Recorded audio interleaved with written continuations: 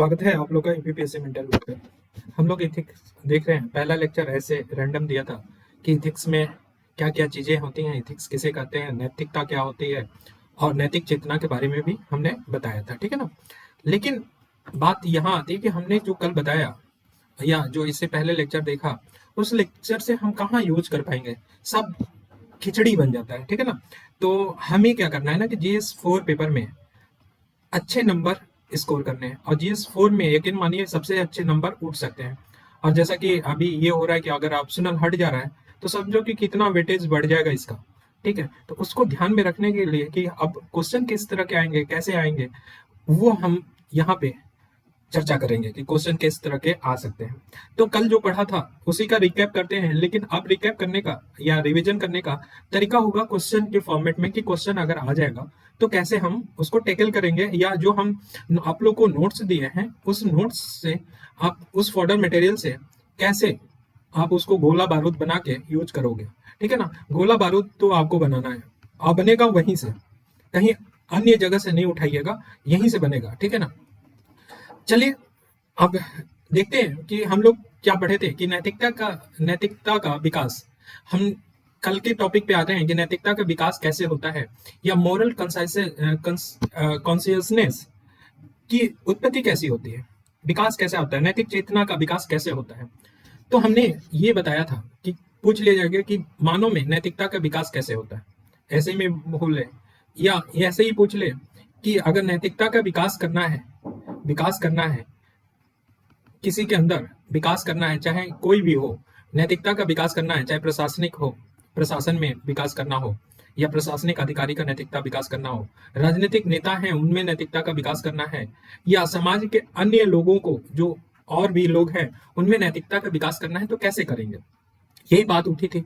तो हमने कहा था कि यही क्वेश्चन भी उठेगा कि नैतिकता का विकास हम कैसे कर सकते हैं, इथिक्स का विकास हम कैसे कर सकते हैं मानव में। अमानव का विभिन्न क्षेत्र में कार्य होता है, सामाजिक रूप में कार्य करता है, राजनीतिक रूप में काम करता है, आर्थिक रूप से काम करता है।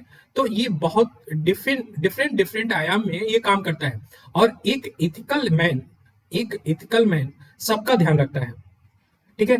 वो अपने पर्सनल लाभ के लिए किसी दूसरे को हानि नहीं पहुंचाता है। तो चलिए सारगर्भित या संग्रह के रूप में देख लेते हैं कि नैतिकता का विकास कैसे करेंगे। अगर किसी का देखो बालक होता है, जैसे ही पैदा होता है तो उसको तो नैतिक नहीं मालूम होता है कि एथिकल क्या चीज होता है, कैसे होता है। तो बालक क्या होता है, जब भी पैदा होता है और जब तक युवा अवस्था में आता है तब तक ये नैतिक की बातें यही बीच के अंतराल में सीखा जाता है। ये इंटरफेस है जो बालक और युवा अवस्था, यहीं पे सबसे ज्यादा हमें नैतिकता सिखाना होता है। अर्थात हम कहें कि बालक क्या होता है, जब पैदा होता है तो वो कोरे कागज के समान होता है, कोरे कागज के समान होता है, कागज के समान होता है। अब इस पे हम क्या करेंगे, कोरे कागज पे जैसा हम लिखेंगे वैसा वो व्यवहार करेगा, वो आचरण दिखेगा, वो व्यवहार दिखेगा, चरित्र भी उसका वैसे निर्माण होगा। तो कैसे, जरा सा देख लो कि कैसे निर्माण करेंगे, नैतिकता का विकास कैसे करेंगे।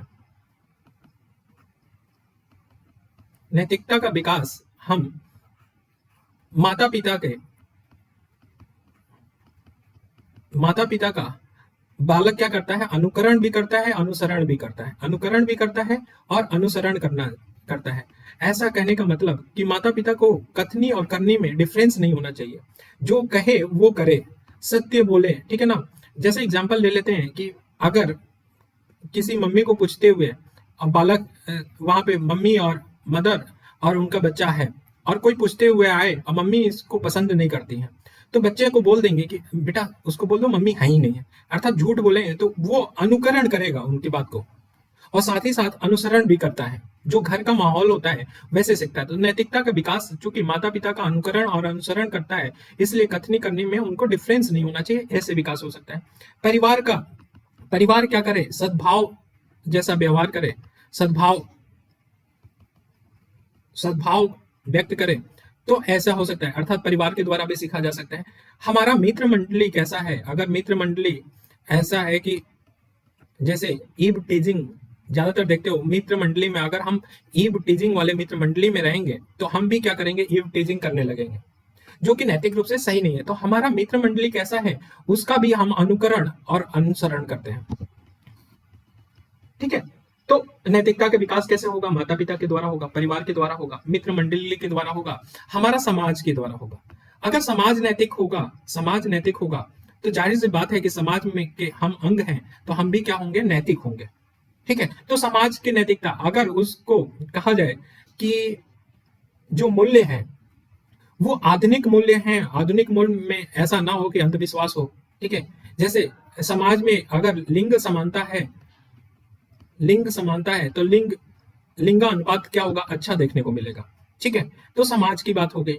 फिर हम अगर बात करें शिक्षा के द्वारा हमारा नैतिकता का विकास होता है। शिक्षा के द्वारा जैसे कि हम लोग कहानियां वगैरह पढ़ते हैं, कहानियां जो शिक्षा मूल्यों से युक्त जो कहानियां होता है, उपन्यास होता है या कुछ भी होता है, तो वो शिक्षा के द्वारा भी हम क्या करते हैं? नैतिकता का विकास करते हैं।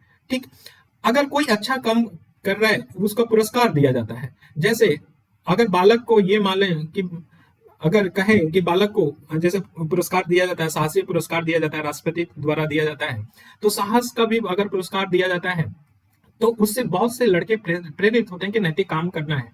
ठीक है ना? अगर किसी को डूबते हुए अपनी जान जोखिम में डाल के अगर बचा लेता है तो वो लड़का देखता है कि यार ये अच्छा काम किया तभी इसको पुरस्कार मिल रहा है या सम्मान मिल रहा है, लोग जानते हैं इसको। तो ये पुरस्कार के द्वारा भी होता है। दंड के द्वारा भी हम नैतिकता का विकास कर सकते हैं। अगर मान लो कि हम ईव टीचिंग करते हैं तो वो अनैतिक और अनैतिक है, तो हम अगर दंड दें, समाज दे, चाहे कानून दे, चाहे परिवार दंड देने लगे, तो वो उस दंड के भय के कारण वो नैतिक मार्ग पे चल देता है। ठीक है, तो ये भी होगा। फिर हम प्रशंसा करें तब भी हमारा क्या होगा? नैतिकता का विकास हो सकता है। प्रशंसा करने का मतलब कि हम कहें कि यार तुमने बहुत अच्छा काम किया, भूखे को भरपेट खाना खिलाया और तुमने अपना टिफिन में से आधा टिफिन शेयर कर दिया, भूखे के लिए दे दिया, या पूरा टिफिन ही दे दिया क्योंकि वो तुम्हें मालूम है कि घर पे जाके खाना मिल जाएगा। तो प्रशंसा करना, तो वो उसको लगेगा कि अच्छा काम कर रहे हैं, इसलिए तो नैतिकता का विकास होगा। फिर हम कहें कि निंदा करने पे भी होता है। ठीक है ना? अगर मान लो समाज में आप कोई निंदनीय काम करते हो समाज में, या जैसे कि समाज में अपने माता पिता को ही निकाल देते हो, तो समाज क्या करेगा? निंदा करेगा, फलाना ने अपने माता पिता को निकाल दिया, बड़ा ये किया। करने पे भी नैतिकता का विकास कैसे होता है कि वो आदमी को सजग हो जाता है, या आदमी ये चाहता है कि समाज हमारी निंदा ना करे, समाज में हमारा प्रतिष्ठा बने रहे, इसलिए। ठीक है ना? नेक्स्ट क्या क्या आता है कि क्या उचित है और क्या अनुचित है, इसका मार्गदर्शन करके भी नैतिकता का विकास किया जा सकता है। तो हम लोग समरी करें पहला क्वेश्चन कि कैसा भी नैतिक की विकास करें, कि मानो में आजकल नैतिक विकास कम हो रहा है। आज के समय में विज्ञान के युग में, या सही क्वेश्चन पूछ ले कि विज्ञान के युग में ये देखा जा रहा है कि मूल्यों पे प्रहार हो रहा है। ठीक है ना? जो पारंपरिक जो मूल्य हैं उन पे क्या हो रहा है? प्रहार किया जा रहा है। तो उनमें नैतिक विकास कैसे किया जाए, या हम ये भी कह सकते हैं कि हमें प्रशासन पे अलग आयाम होगा, लेकिन फिर भी जान लो कि अगर व्यक्ति विकास करेगा या नैतिक होगा तो उसी व्यक्ति में से कोई ना कोई प्रशासनिक अधिकारी होगा तो विकास करेगा। तो नैतिक का विकास कैसे करना चाहिए? तो हमने कहा था कि माता पिता का सबसे ज्यादा रोल। ठीक है, उसके बाद परिवार का आता है, परिवार का, मित्र मंडली का, ठीक है ना, मित्र मंडली का, शिक्षा का, फिर हम कह सकते हैं कि अनुकरण और अनुसरण द्वारा भी हो सकता है, अनुकरण या अनुसरण के द्वारा भी हो सकता है। फिर हम कह सकते हैं कि शिक्षा के द्वारा भी किया जा सकता है नैतिकता का विकास। फिर हम कहेंगे पुरस्कार के द्वारा किया जा सकता है, फिर दंड के द्वारा किया जा सकता है, फिर प्रशंसा के द्वारा किया जा सकता है, और निंदा करके भी सुधारा जा सकता है। समाज में थू थू होगा तो अपनी प्रतिष्ठा को बचाने के लिए वो गलत काम नहीं करेगा। क्या उचित है और क्या अनुचित है, इसका मार्गदर्शन करके किया जा सकता है नैतिकता का विकास। ठीक है, तो ये बात हमें समझ में आए कि नैतिकता का विकास कैसे किया जा सकता है। यही हमारा पहला टॉपिक था। और क्वेश्चन कैसे भी आए तो नैतिकता के विकास में इन डिफरेंट डायमेंशन में आप एग्जाम्पल देके समझाएंगे, हर एक बात को एग्जाम्पल देंगे। ठीक है ना? माता पिता को कथनी करने में विभेद नहीं होना चाहिए, एक एग्जाम्पल दे दो, परिवार के माध्यम से सीखता है। ठीक है ना? तो ये बातें हो गई। अब नेक्स्ट देखें कि नैतिक चेतना क्या है। नैतिक चेतना क्या है या नैतिक चेतना किसको कहते हैं, तो ये बात क्वेश्चन हो जाएगा। तो देखो कि नैतिक चेतना का विकास, ये अब इस पे बात कर लेते हैं कि नैतिक चेतना क्या होता है या नैतिक चेतना का विकास कैसे होता है। ये दोनों क्वेश्चन अगर पूछा जाए तो हम टेकल एक ही जैसे करेंगे कि नैतिक चेतना क्या होता है और नैतिक चेतना का विकास कैसे होता है। चलो हम देखते हैं कैसे। हम कहते हैं कि मानव क्या है, मानव के पास दो चीजें होती हैं। एक होता है इमोशन, इमोशन इमोशन का मतलब हम संवेग बोले, ठीक है, संवेग। और एक होता है बुद्धि। और इंसान हमेशा चाहे इस पक्ष से काम करे चाहे इस पक्ष के से काम करे, लेकिन बेटर कब होता है, बेटर कब होता है जब इन दोनों में क्या करें, तारतम्य बैठा के चले, कि इन दोनों पे एक दूसरे को चेक एंड बैलेंस करके चले, तभी वो, जैसे हम अगला लेक्चर जो पढ़ाएंगे इमोशनल इंटेलिजेंस, ईआई पढ़ाएंगे, इस इमोशनल इंटेलिजेंस जब नेक्स्ट चैप्टर आएगा, ये सिलेबस में है, तो उसमें भी यही बात होगी। देखो संवेग के नाते जो मानव की भावनाएं हैं, इच्छाएं हैं, ठीक है, आकांक्षाएं हैं, इनके चलते वो कहीं ना कहीं एक रास्ता एक तरफ ले जाता है। और दूसरा बुद्धि इन भावनाओं और इच्छाओं, इंद्रियों का भी जिक्र जरूर करें, इंद्रियों को पे क्या करेगा, नियंत्रण करेगा, नियंत्रण करेगा, नियंत्रण करने के साथ साथ क्या करेगा, मार्गदर्शक करेगा, नियंत्रण के साथ साथ क्या करेगा, निर्देशित करेगा या मार्गदर्शक भी करेगा। ठीक है ना। एक एग्जांपल लेके समझते हैं कि जैसे कि हम बहुत गरीब घर के हैं और हम कर रहे हैं तैयारी यूपीपीसीएस के, ठीक है, यूपीपीएससी के हम तैयारी कर रहे हैं, और हमें हमारे घर वाले 5,000 किसी तरह महीने का अपना जेब काट के या अपना खर्चा पेट काट के हमें 5,000 रुपया महीना दे रहे हैं और इससे खर्चा कर रहे हैं। अब हम क्या कर रहे हैं कि लोगों को देख के, क्योंकि मित्र मंडली को देख के क्या होता है, नैतिकता चेंज हो सकती है। तो मित्र मंडली देख रहे हैं कि खाओ पियो मौज उड़ाओ वाला कहानी कर रहा है, तो हम भी क्या करेंगे कि ये 5,000 का जो हमारा 5,000 रुपया है वो मित्र मंडली में जाएंगे, खूब खाएंगे पिएंगे मौज उड़ाएंगे, लेकिन हम टारगेट लेके क्या आए थे, यूपीपीएससी। यहाँ पे एक समय आएगा जब आपको रियलाइज कराएगा, कौन कराएगा, बुद्धि। ये एक तरफ तो चले गए, तो बुद्धि कहेगा कि भाई तू कर क्या रहा है, या कभी कहते हैं ना झटका लगता है तो इंसान सीखता है, तो कहेगा कि तू करता क्या है, कर क्या रहा है, अपनी बुद्धि फिर चलाएगा, कहेगा ना साहब ये गलत है। और गलत है तो फिर वो नियंत्रण करेगा कि खाओ पियो मौज उड़ाओ वाला नहीं, कैसे हमारे माँ बाप पैसा भेज रहे हैं, फिर उसको निर्देशित करेगा कि तुमको क्या करना चाहिए, पढ़ाई करना चाहिए, जम के पढ़ाई करना चाहिए और अपना नाम रोशन करना चाहिए। ये बुद्धि का काम है। तो ये हर एक मानव के अनुसार अंदर होता है। इतनी कहानी बता रहे हैं हम सिर्फ नैतिक चेतना को समझने के लिए। तो नैतिक चेतना के में हमेशा अब क्या है, द्वंद्व स्टार्ट होता है, और जब भी द्वंद्व स्टार्ट होगा वहां पे नैतिक चेतना का विकास होगा। कैसे कि द्वंद्व स्टार्ट होगा, जब तक द्वंद्व नहीं आएगा, जैसे कि हम कह रहे हैं कि जो सहज प्रवृत्तियां हैं, सहज प्रवृत्तियां हैं, सहज प्रवृत्तियां मतलब वही जो हमने बताया इससे पहले कि संवेग, भावनाएं, इच्छाएं, इंद्रियां, वो सहज प्रवृत्तियां एक तरफ से है और दूसरी तरफ बुद्धि से, इन दोनों के बीच में द्वंद्व स्टार्ट होगा। क्या चीज, क्या ये सही है, क्या बुद्धि कह रहा है वो सही है। जब द्वंद्व स्टार्ट होगा फिर आपको रियलाइज होगा नैतिक चीजें, और नैतिक चेतना का विकास तभी होगा जब द्वंद्व आएगा तभी नैतिक चेतना की बात होगी, अदरवाइज नहीं कर सकते। सर द्वंद्व होना जरूरी है। जैसे अब द्वंद्व कैसा हो सकता है, हो सकता है कि व्यक्तिगत हित और सार्वजनिक हित में द्वंद्व हो, तो इंसान सोचेगा कि कौन सा हमें करना चाहिए, अपना लाभ देखें कि सबका देखें। यहां पे द्वंद्व स्टार्ट होगा तो ये दिमाग सोचेगा, बुद्धि सोचेगा कि यार अगर स्वार्थी प्रवृत्ति का होगा तो वो कहेगा कि यार चलो क्या कर रहे हैं लोग, कैसे हैं, उनके हित का क्या करें, पहले अपना पेट भरे पहले। अगर सब लोग ऐसा करने लगे तो फिर क्या होगा, समाज में अव्यवस्था फैल जाएगा।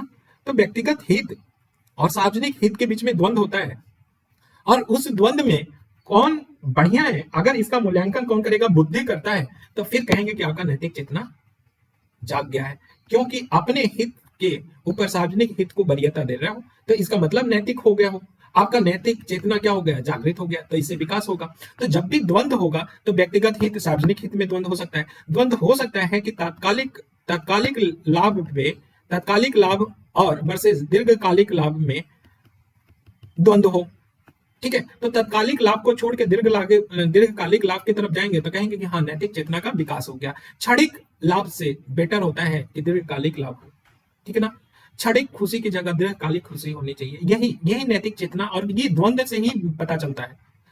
मान लो कि वासना आ गया, वासना वर्सेस बुद्धि, वासा वही बुद्धि के बीच में जब द्वंद्व स्टार्ट होगा तो नैतिक चेतना जागृत होगा। एक समय रियलाइज होगा कि यार, हम वासना में जो लिप्त थे वो गलत था। फिर परिस्थितियां ऐसी होती हैं, परिस्थितियों की जटिलता भी ऐसी होती है कि इंसान को सिखा देता है कि नैतिक कैसा है, नैतिक चीज क्या है या क्या नैतिक है। तो परिस्थितियां, तो जब भी द्वंद्व होगा तभी नैतिक चेतना का विकास होगा। ये बात पक्का हो गया। हमें लिखना है कि नैतिक चेतना का विकास कैसे करना है।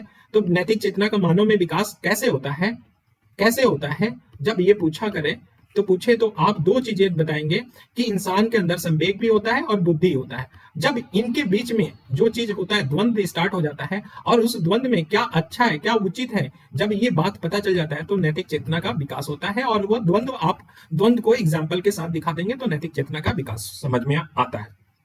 अब पूछेंगे कि नैतिक चेतना क्या है। ये भी तो हो सकता है कि नैतिक चेतना पूछ ले कि नैतिक चेतना क्या होता है, ये भी पूछ ले।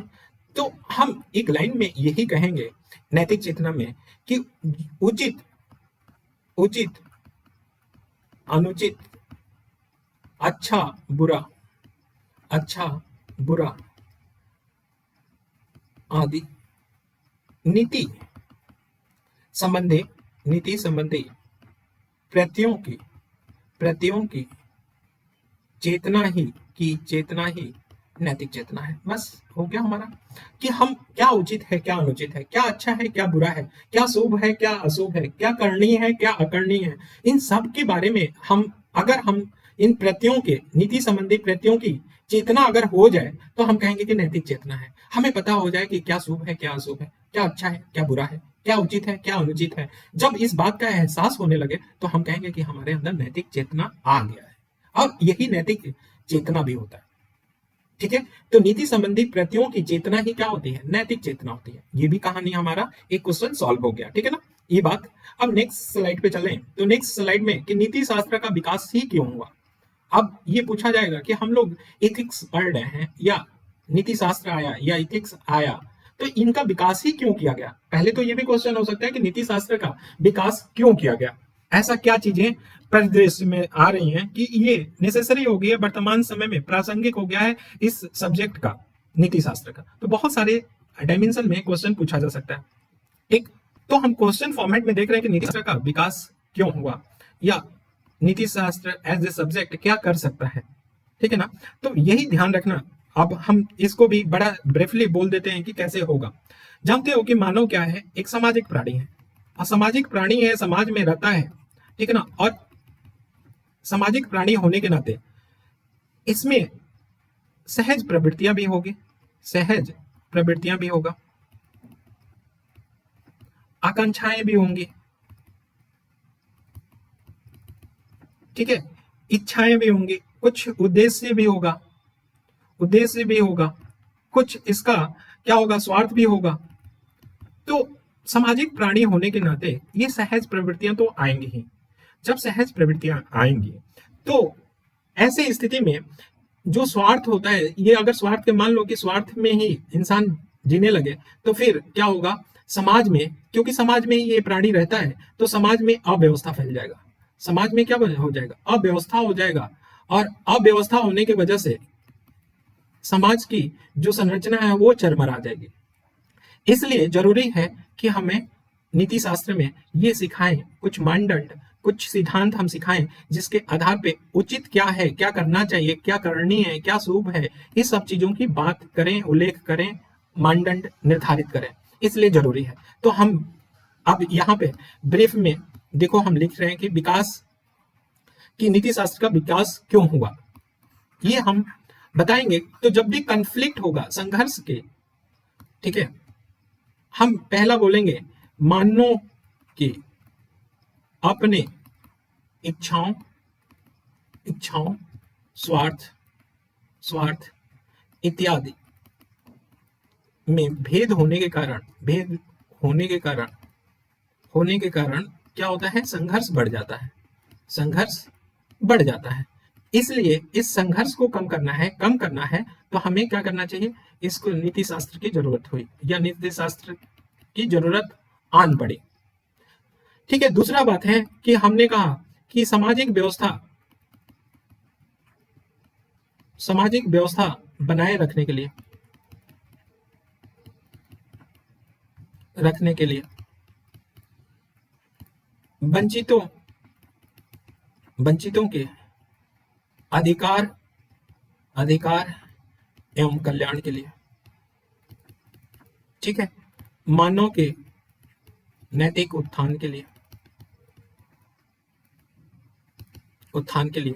फिर हम क्या बोल सकते हैं, हम ये भी बोल सकते हैं कि समाज में समन्वय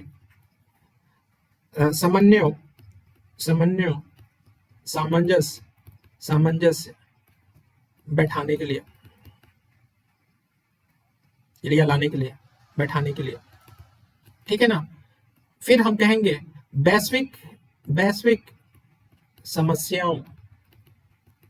समस्याओं का मतलब क्या, जैसे आतंकवाद, फिर पर्यावरण जैसी समस्याओं के निराकरण के लिए, ठीक है। अब हम और बोल सकते हैं क्या, कि मानव की अपने उद्देश्यों एवं उनकी प्राप्ति के लिए मानदंड एंड सिद्धांत प्रतिपादित करने के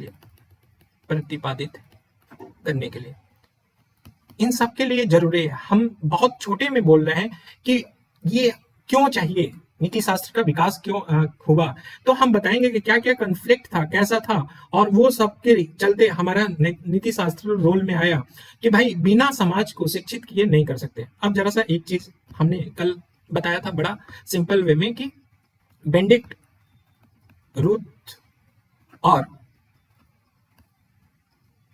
मिड की दो बातें बताए थे। हमने कहा था कि व्यक्ति से समाज बनता है, हमने बहुत स्टेप बताया था, व्यक्ति से समाज बनता है। तो बेनेडिक्ट रूथ बोलते हैं, दोनों ही पर्सनालिटी स्कूल के या व्यक्तित्व स्कूल के बहुत बड़े एंथ्रोपोलॉजिस्ट थे या समाजशास्त्री भी बोल सकते हो। ये बेनेडिक्ट रूथ और मार्गरेट मीड दोनों ने ये रिसर्च किया था। बस फर्क ये है कि समाज से कहने का मतलब है, ये दोनों में इतना ही अंतर है कि रूथ बोलती हैं, दोनों ही फीमेल हैं, पर्सनालिटी स्कूल की बात।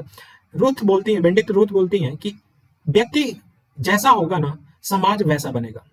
अगर व्यक्ति नैतिक रूप से होगा तो समाज भी नैतिक होगा, ठीक है। इसलिए उन्होंने कहा कि व्यक्ति के ऊपर फोकस रखो, व्यक्ति को मोल्ड करो, समाज अपने आप जैसा चाहते हो वैसा मिल जाएगा।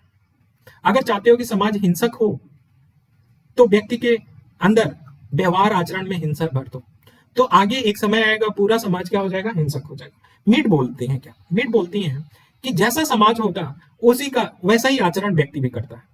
अगर समाज हिंसक है तो व्यक्ति भी हिंसक होगा। तो जिस समाज में वो रहता है व्यक्ति उस समाज का क्या रूप धारण कर लेता है, और इसका हर जगह उपयोग कर सकते हो। जहां भी आपको सजेशन देना है, सुझाव देना है, इन दोनों विद्वानों की बात कर सकते हो जैसा आपको चाहे, ठीक है। जैसे कि हमने कहा कि नैतिकता विकास करना है, राष्ट्र के लेवल पे जाना है, तो हम बेनेडिक्ट रूथ का ले लेंगे। हम कहेंगे कि व्यक्ति को माता पिता द्वारा शिक्षा दो, ठीक है, परिवार के द्वारा, मित्र मंडली अच्छी हो, जो हमने पीछे बताया नैतिकता सब व्यक्ति के लेवल पर लागू करो। एक समय आएगा कि पूरा समाज क्या हो जाएगा, नैतिक हो जाएगा। वहां पे देखने को नहीं मिलेगा भ्रष्टाचार देखने को मिलेगा नहीं, लिंग विभेद नहीं देखने को मिलेगा। समाज सोचो कितना समता पूर्वक या समानता रहेगा समाज में। और वो समाज में जब वो ऐसा समाज होगा तो राष्ट्र कितना विकास करेगा। सोच रहे हो कितनी बड़ी बात है ये।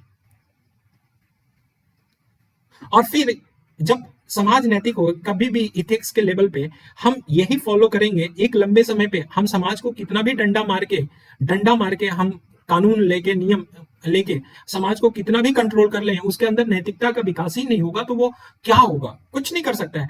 अगर मान लो कानून के डर के मारे वो कुछ नहीं करता है, तो लेकिन घर में वो क्या होगा? बालक होगा। उस बालक को तो शिक्षा उसी मेंटेलिटी से शिक्षा मिलेगा।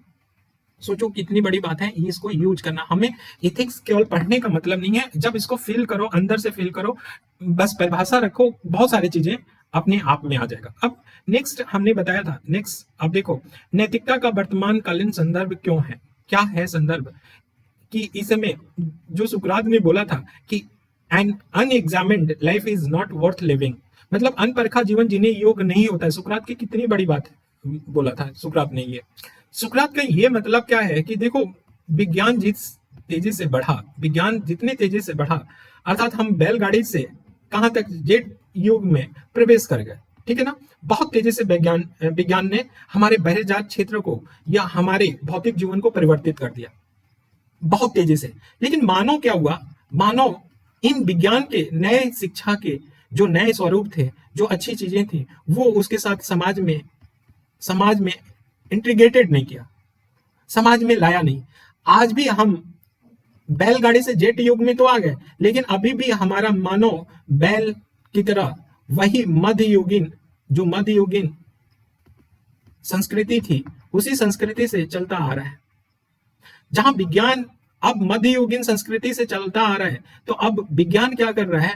ये जो भी हमारा पारंपरिक मूल्य थे उस पर प्रहार करने लगा और मानवता का नाश होने लगा। इसीलिए देखो, जब भी विज्ञान की बात होता है ना, तो मानवता से, जब भी विज्ञान को लेके चलें तो ह्यूमनिटी से युक्त होना चाहिए विज्ञान, वरना इसीलिए बोला जाता है कि विज्ञान दोनों है। विज्ञान से हम सीखते भी हैं, बहुत कुछ प्रोग्रेस भी कर सकते हैं, लेकिन हमारे लिए विनाश का भी कारण, समाज का नैतिक पतन होने लगता है। तो नैतिकता का वर्तमान अगर संदर्भ में देखें तो हमारे क्या है, वर्तमान समय में कुछ चिंताएं हैं। वर्तमान समय में या वर्तमान स्थिति क्या है नैतिकता की, ये भी पूछ ले। क्वेश्चन अब ऐसा है ना कि हम क्वेश्चन के फॉर्मेट में कि पूछा जाए कि नैतिकता की वर्तमान स्थिति क्या है, नैतिकता की वर्तमान स्थिति, या कभी भी ऐसा हो ना कि नैतिकता का क्या अभी चिंताएं हैं लेके समाज में या प्रशासन में, किसी भी में भी लेके पूछ लिया कि नैतिकता के वर्तमान समय में क्या है या वर्तमान स्थिति है, तो हमेशा यूज करें। या कभी भी नैतिकता को बढ़ावा देने की बात पूछा जाए तो पहले कमियों को बताओ, चिंताएं बताओ, उसके बाद नैतिकता की चिंताएं बता दोगे, उसके बाद आप बताओगे कि हाँ, ऐसे नैतिकता का विकास करना चाहिए जो कि हमने पीछे बता रखा है, तो नैतिकता का विकास ऐसे करना चाहिए। तो पहले तो बताओ कि कमियां क्या है, चिंताएं क्या है, कमियां क्या है, वर्तमान स्थिति क्या है, क्यों हम लोग मगजमारी इतना कर रहे हैं। तो देखो, हम बहुत सिंपल वे में बोलेंगे कि वर्तमान स्थिति नैतिकता की अच्छी नहीं है, क्योंकि नैतिकता की वर्तमान स्थिति, हम विज्ञान की भी बात करेंगे और वही बताएंगे कि जो मानवता है, विज्ञान जितने तेजी से बढ़ा, मानवता उतनी तेजी से नहीं बढ़ा। मानव की सोच वही मध्ययुगीन जैसा हो गया। तो वर्तमान स्थिति के लिए यही एक उत्तरदायी कारक है। तो वर्तमान स्थिति में देखो क्या क्या है, और सब जानते हैं, लिखने की कोई बड़ी बात नहीं है। कहते हैं ना कि असीमित स्कोप होता है अपने तरफ से लिखने का। इसमें भ्रष्टाचार है ना, वर्तमान नैतिकता की ही स्थिति क्या है? भ्रष्टाचार फैला हुआ है। चिंताएं क्या है? यही है। कमियां क्या है नैतिक में इस समय? तो भ्रष्टाचार है। मूल्य विहीन भौतिकवाद, बहुत ज्यादा भौतिकवाद के पीछे भाग रहे हैं, ठीक है। भौतिक सुख की प्राप्ति के पीछे पागल हुए पड़े हैं, भौतिक सुख के पीछे पागल हुए पड़े हैं, ये हुआ। फिर धार्मिक रूढ़वादिता देख लो। भारत में ही एग्जाम्पल, जब भी बात करो एग्जाम्पल के साथ, एग्जाम्पल अपने आप से भी सोच सकते हो। तो अपने, मेरा कहना है कि हर एक चीज पे एग्जाम्पल रखना चाहिए। और जब भी हो ना, तो अपने भ्रष्टाचार में, जैसे एनके बोरा कमेटी ने किसका, एडमिनिस्ट्रेशन और जो नेता हैं उनके बीच, राजनीति के बीच में ये गठजोड़ बताया, तो भ्रष्टाचार के ही ये है। तो ऐसे ऐसे कमेटी का एग्जाम्पल ले सकते हो। मूल्य विहीन भौतिकतावाद, मूल विहीन भौतिकतावाद की एग्जाम्पल दे सकते हो। भौतिक सुख के पीछे भाग रहे हैं, गाड़ी घोड़ा जो भी है। धार्मिक रूढ़वादिता है, ठीक है, धार्मिक रूढ़वादी का आप 3 तलाक दे सकते हो, ये सुप्रीम कोर्ट ने दिया। तो कनेक्ट करो ना, इसे हमेशा कनेक्ट करना है। कट्टरता, कट्टरता बढ़ती जा रही है, बैमनस से बढ़ता जा रहा है, बैमनस से बढ़ता जा रहा है। सांप्रदायिकता देखने को मिल रहा है, सांप्रदायिकता मिल रहा है, ठीक है। जाति भेद देखने को मिल रहा है, आल्दो अब कम हो रहा है लेकिन अभी भी जाति भेद देखने को मिल रहा है गांव में। लिंग भेद देखने को मिल रहा है, लिंग भेद तो बहुत है और सूचकांक में भी हालत खराब है भारत का। लिंग भेद देखने को मिल रहा है, आतंकवाद देखने को मिल रहा है, आतंकवाद देखने को मिल रहा है। पर्यावरण पे संकट हो रहा है, पर्यावरण संकट, ठीक है। मूल्यों का पतन हो रहा है, जो मूल्य हैं अच्छे अच्छे मूल्यों के पतन हो रहा है, ठीक है। तो इस तरह से हम वर्तमान स्थिति देखें और वर्तमान स्थिति के आप बढ़ाने के लिए ये सारी चीजें हैं, समस्या यही है। और नैतिकता, इन लोगों में नैतिकता का विकास करना है तो बेनेडिक्ट रूथ का डायग्राम बनाओ, व्यक्ति से समाज, और बोलो कि कुछ समय के बाद यहाँ पे फोकस करना है, इनकलकेट करना है, यहाँ पे इनकलकेट करना है, यहाँ पे सुदृढ़ समाजीकरण अच्छा करना है। व्यक्ति का समाजीकरण अच्छा कर दोगे, समाज अच्छा होगा, फिर राष्ट्र अच्छा हो जाएगा, फिर ये सब समस्याएं बिल्कुल नहीं आएगी साहब, ठीक है। तो ये बात हम लोग ये भी सीख लिए। चिंताओं का निराकरण कैसे करेंगे, तो हम निराकरण के लिए बेनेडिक्ट की रूथ की बात करें डायग्राम की, या हम मार्गरेट मिड की बात करें, ये दोनों ही आप यूज कर सकते हो। और ये बताओगे कि व्यक्ति लेवल पे करना चाहिए, या निराकरण कैसे कर सकते हो, तो व्यक्ति के जीवन को समाजीकरण अच्छा करके, व्यक्ति को समाजीकरण करके, फिर समाज को सही करके, और फिर राजनीति में सही करके, शासन में सुधार लाके, प्रशासन में सुधार लाके इसका निराकरण किया जा सकता है। लेकिन हम कह रहे हैं कि व्यक्ति ही भाई समाज बनाता है, और समाज के ही लोग नेता बनते हैं, मतलब राजनीतिक में आते हैं, आर्थिक काम करते हैं, वही क्या करते हैं, समाज में भी रहते हैं, सामाजिक भी हो जाएगा। तो अगर व्यक्ति के ऊपर पर फोकस रखो परिवार का, तो समाज भी क्या हो जाएगा, सही हो जाएगा, और फिर ये तो दो अपने आप आ जाएगा। लेकिन हम डायमेंशन ले सकते हैं। ये बात हो गई चिंताओं के। प्रशासनिक संदर्भ में नैतिकता की बात करें, इसमें क्वेश्चन क्या बन सकता है, कि क्वेश्चन यही बन सकता है, पहला क्वेश्चन यही आएगा कि नैतिकता का, भैया ये जो प्रशासनिक से जुड़ा है ना, हाँ, प्रशासनिक संदर्भ में नैतिकता की बात आ रही है, तो प्रशासन में नैतिकता क्यों चाहिए हमें, पहली बात तो यही आता है, नैतिकता क्यों जरूरी है, क्यों जरूरी है, पहली बात तो यही होगा। या प्रशासन में जो हम लोग पढ़ रहे हैं, या कहें कि प्रशासनिक अधिकारी के लिए एथिक्स जो सिलेबस रखा गया, इसका क्या इंपॉर्टेंस है रखने का, ये भी पूछ सकता है। तो प्रशासन में नैतिकता क्यों जरूरी है, ये बात हमें समझना चाहिए। तो हम बड़ा क्लियर यहाँ पे बता दें कि हमें क्या करते हैं ना, कि क्यों जरूरी है। ऐसा है ना कि बहुत सारे प्रशासनिक अधिकारी होते हैं, वो विषम परिस्थितियों में काम करते हैं, क्या करना चाहिए क्या नहीं करना चाहिए, विषम परिस्थितियों से जुड़ते हैं। अगर नैतिक आदमी होगा, नैतिक आदमी प्रशासनिक अधिकारी होगा, नैतिक होगा, तो विषम परिस्थितियों में भी वो क्या करेगा, निर्णय अच्छा लेगा, ठीक है ना। विषम परिस्थितियों में वो निर्णय क्या होगा, अच्छा लेगा, ठीक है ना। लेकिन अगर अनैतिक होगा तो विषम परिस्थितियों में वो निर्णय अच्छा नहीं लेगा, और जो विषम परिस्थितियां होगा उसमें जो निर्णय लेगा, वो निर्णय से पूरा समाज प्रभावित होता है, पूरे समाज पे प्रभाव पड़ता है। इसलिए नैतिकता का कहें कि प्रशासनिक संदर्भ में नैतिकता जरूरी है विषम परिस्थितियों को लेकर। अगर दुविधा आता है, किसी दुविधा में फंस जाता है, तो दुविधा के समय में भी हमें नैतिकता का सहारा लेना पड़ता है।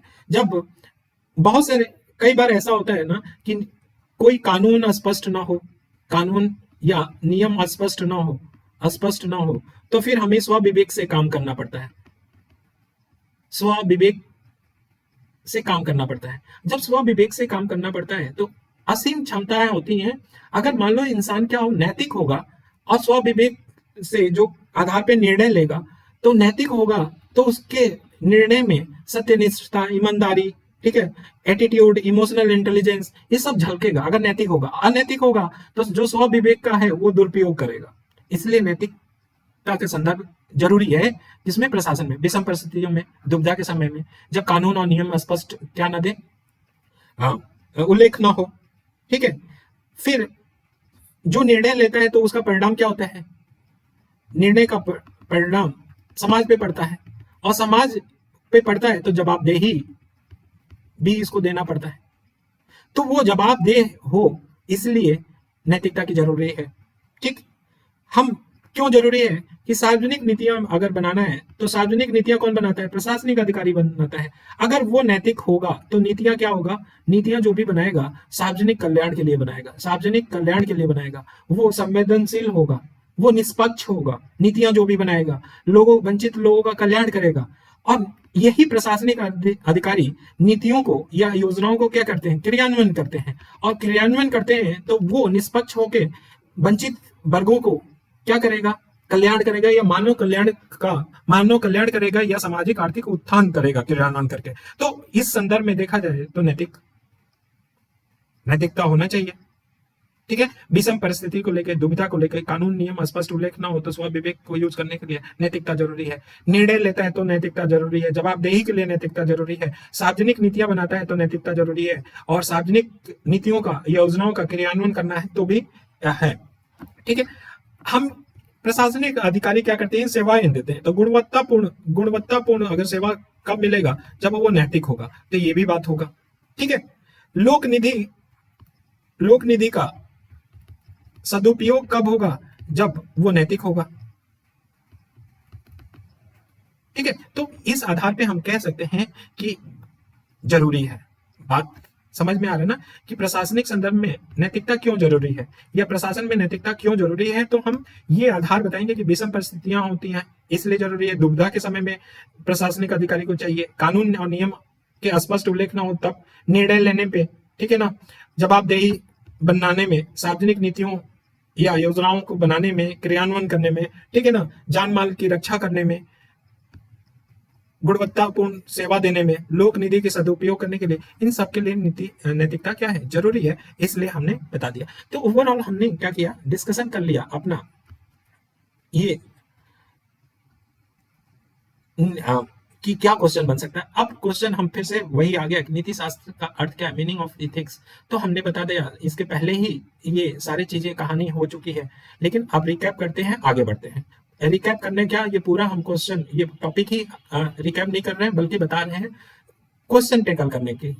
ठीक है ना, और आप लोगों को कैसा लगा, लाइक कमेंट और सब्सक्राइब करके, हाँ यार कमेंट नहीं कर रहे हो ना, कमेंट करके बताओ कैसा लग रहा है, कुछ खराब लग रहा है तो सजेशन दो। ठीक है ना, तो हमने ये बात कर ले फटाफट, नीति शास्त्र, मीनिंग ऑफ नीति शास्त्र में हमने बताया था कि एथिक्स बना कैसे है, इथिका से बना है। इथिका क्या है, ग्रीक वर्ड है, ग्रीक वर्ड का मतलब इसका क्या होता है, रीति रिवाज, अभ्यास,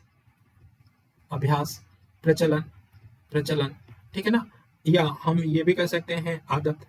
ठीक है ना, इथिका का मतलब ये होता है। तो हम कहें कि इथिक्स होता क्या है, तो सिंपल वे में बोले कि रीति रिवाज, अभ्यास, प्रचलन, आदत, ठीक है ना, आदत के विज्ञान को नीति शास्त्र बोलते हैं। रीति रिवाज, अभ्यास, प्रचलन, आदत के विज्ञान को क्या बोलते हैं, नीति शास्त्र बोलते हैं, या नीति शास्त्र रीति रिवाज, अभ्यास, प्रचलन, आदत का विज्ञान है। ठीक है ना, ये भी बोल सकते हैं हम। फिर बताएं दूसरा कि परंपरा के अनुसार अगर काम कर रहे हो तो वो नैतिक है, ठीक है, और परंपरा के अनुसार काम ना करो तो वो अनैतिक है। ठीक, अनैतिक है, पीछे बता चुके हैं सब, अनैतिक है। तो इसलिए जो परंपरा और नैतिक है या अनैतिक है उसका निर्धारण किया जाता है किसमें, एथिक्स में। ठीक है, ये भी बात आ गया।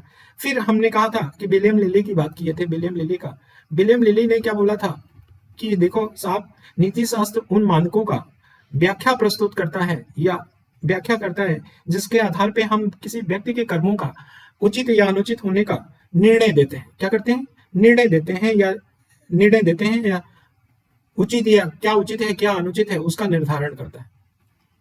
ठीक, फिर इसके बाद हम लोग और डिटेल में ये आ गए कि नीति शास्त्र क्या है। हमने कहा कि मानव के कर्म की बात होता है, कि मानव के कर्म का उचित या अनुचित होने का बताता है। तो मानव का क्या, सभी मानव, हमने कहा था नहीं सर, सामाजिक मानव। कैसा होना चाहिए, सामाजिक मानव होना चाहिए। और कैसा होना चाहिए, सामान्य मानव होना चाहिए। और कर्म कैसा होना चाहिए, ऐच्छिक कर्म होना चाहिए, ऐच्छिक कर्म होना चाहिए, ठीक है ना। सायास कर्म होना चाहिए, सायास कर्म होना चाहिए, ठीक है ना। या इसको कहेंगे जानबूझकर, जानबूझकर किया गया कर्म होना चाहिए, ठीक। तभी हम कहेंगे कि वो, तभी उचित या अनुचित होने का निर्धारण भी कर सकते हैं। तो हमने परिभाषा बड़ा सिंपल यहाँ पे दिया था कि नीति शास्त्र में सामाजिक जीवन व्यतीत करने वाले सामान्य मानव, सामाजिक जीवन व्यतीत करने वाले सामान्य मानव के ऐच्छिक कर्मों का कुछ मानदंड, मानदंड, ठीक है, सिद्धांतों, सिद्धांतों आदि के आधार पे, आदि के आधार पे उचित या अनुचित होने का, उचित या अनुचित होने का निर्धारण किया जाता है, निर्धारण किया जाता है। ये हमने सबसे सुटेबल बताया था कि मानव नीति शास्त्र क्या होता है। और ये बताया कि उचित या अनुचित का निर्धारण क्यों होता है, करते हैं, ताकि ये भी बताया था कि ताकि व्यक्तिगत, व्यक्तिगत हित एवं सामाजिक हित या सार्वजनिक हित, सामाजिक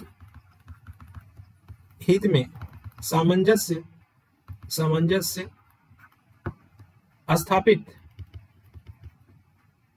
हो सके तथा सुखद मानवीय जीवन, मानवीय जीवन की स्थापना हो सके, ये हमने बताया था उसमें। फिर एक एडवांस लेवल पे हमने आप लोग को बताया था कि एडवांस लेवल पे नीति शास्त्र को अगर डिफाइन करना हो तो हम क्या कर सकते हैं, क्या बोल, या ये फ्लो चार्ट भी हम बना देंगे। तो हम कहेंगे नीति शास्त्र या नैतिकता, नैतिकता का मतलब क्या है कि नैतिक प्रत्यय हो, नैतिक प्रत्यय, नैतिक प्रत्यय का मतलब क्या, इसमें शुभ, शुभ, ठीक है, वांछनीय, वांछनीय, उचित इत्यादि, ये क्या है, नैतिक प्रत्यय है। जिसके अंदर सद्गुण हो, सद्गुण हो मतलब क्या, बुद्धिमत्ता, बुद्धिमत्ता, साहस, ठीक है, न्याय इत्यादि, ठीक है। साध्य, साधन, साध्य साधन का क्या हो, विकास एवं सह अस्तित्व, सह अस्तित्व, सह अस्तित्व कैसा होना चाहिए, तो देश, देश और काल के अनुरूप हो, काल के अनुरूप हो, अनुरूप हो। इन सब का अंतिम, अंतिम उद्देश्य क्या है, अंतिम लक्ष्य क्या है, अंतिम लक्ष्य ये है मानव कल्याण, मानव कल्याण। या नीति शास्त्र का अंतिम लक्ष्य क्या है, मानव कल्याण ही है ना, ठीक है ना, मानवता को भी बढ़ाना है, ठीक है। तो देखो हम ये वर्ड में भी लिख सकते हैं, लेकिन फ्लो चार्ट में भी हम इसको बना सकते हैं। नैतिकता का परिभाषा हर जगह लिखना नहीं चाहते हो, नैतिकता को डिफाइन करना चाहते हो, तो नैतिकता, नैतिक प्रत्ययों, सो वांछनीय, उचित, ब्रैकेट में लिख दिया, नैतिक प्रत्यय, सद्गुण, बुद्धिमत्ता, साहस, न्याय इत्यादि लिख दिया, एवं साध्य साधन का विकास एवं सह अस्तित्व देश, देश एवं काल के अनुरूप हो, जिसका अंतिम लक्ष्य, अंतिम लक्ष्य क्या हो, मानव कल्याण। यही हो गया नैतिकता का, ठीक है सर। तो ये हमने कल यहां तक पढ़ाया था। अच्छा एक बात हमने बोलना ये भूल गया था कि नेक्स्ट क्वेश्चन ये पूछा जाए कि चरित्र का निर्माण कैसे होता है, चरित्र का निर्माण कैसे होता है, कैसे कोई दुष्चरित्र हो जाता है या दुर्गुण हो जाता है, कैसे कोई सद्गुण बन जाता है। तो अगर ये लिखने के ऊपर आ जाए, लिखने के ऊपर आ जाए तो कैसे, सॉरी बीच में डिसकंटिन्यू हो गया था, सॉरी बीच में प्रॉब्लम आ गया था, तो वो, तो हम कहें कि नेक्स्ट क्वेश्चन हो सकता है चरित्र के निर्माण पे क्वेश्चन पूछ सके कि दुर्गुण, कैसे कोई दुर्गुण बन सकता है, दुर्गुण कैसे बन सकता है, या सद्गुण का विकास कैसे कोई कर सकता है, सद्गुण का विकास कैसे कर सकता है, इन दोनों, या दुष्चरित्र या चरित्र का निर्माण कैसे बन सकता है। तो हम बड़ा सिंपल वे में बताएंगे कि मानव का कर्म, देखो फ्लो डायग्राम में बना देते हैं, और वर्ड में भी आप लोग वैसे लिख सकते हैं। अब जरा से देखो हम फिर से लेंगे कि नीति शास्त्र में क्या होता है कि सामाजिक जीवन, सामाजिक जीवन व्यतीत करने वाले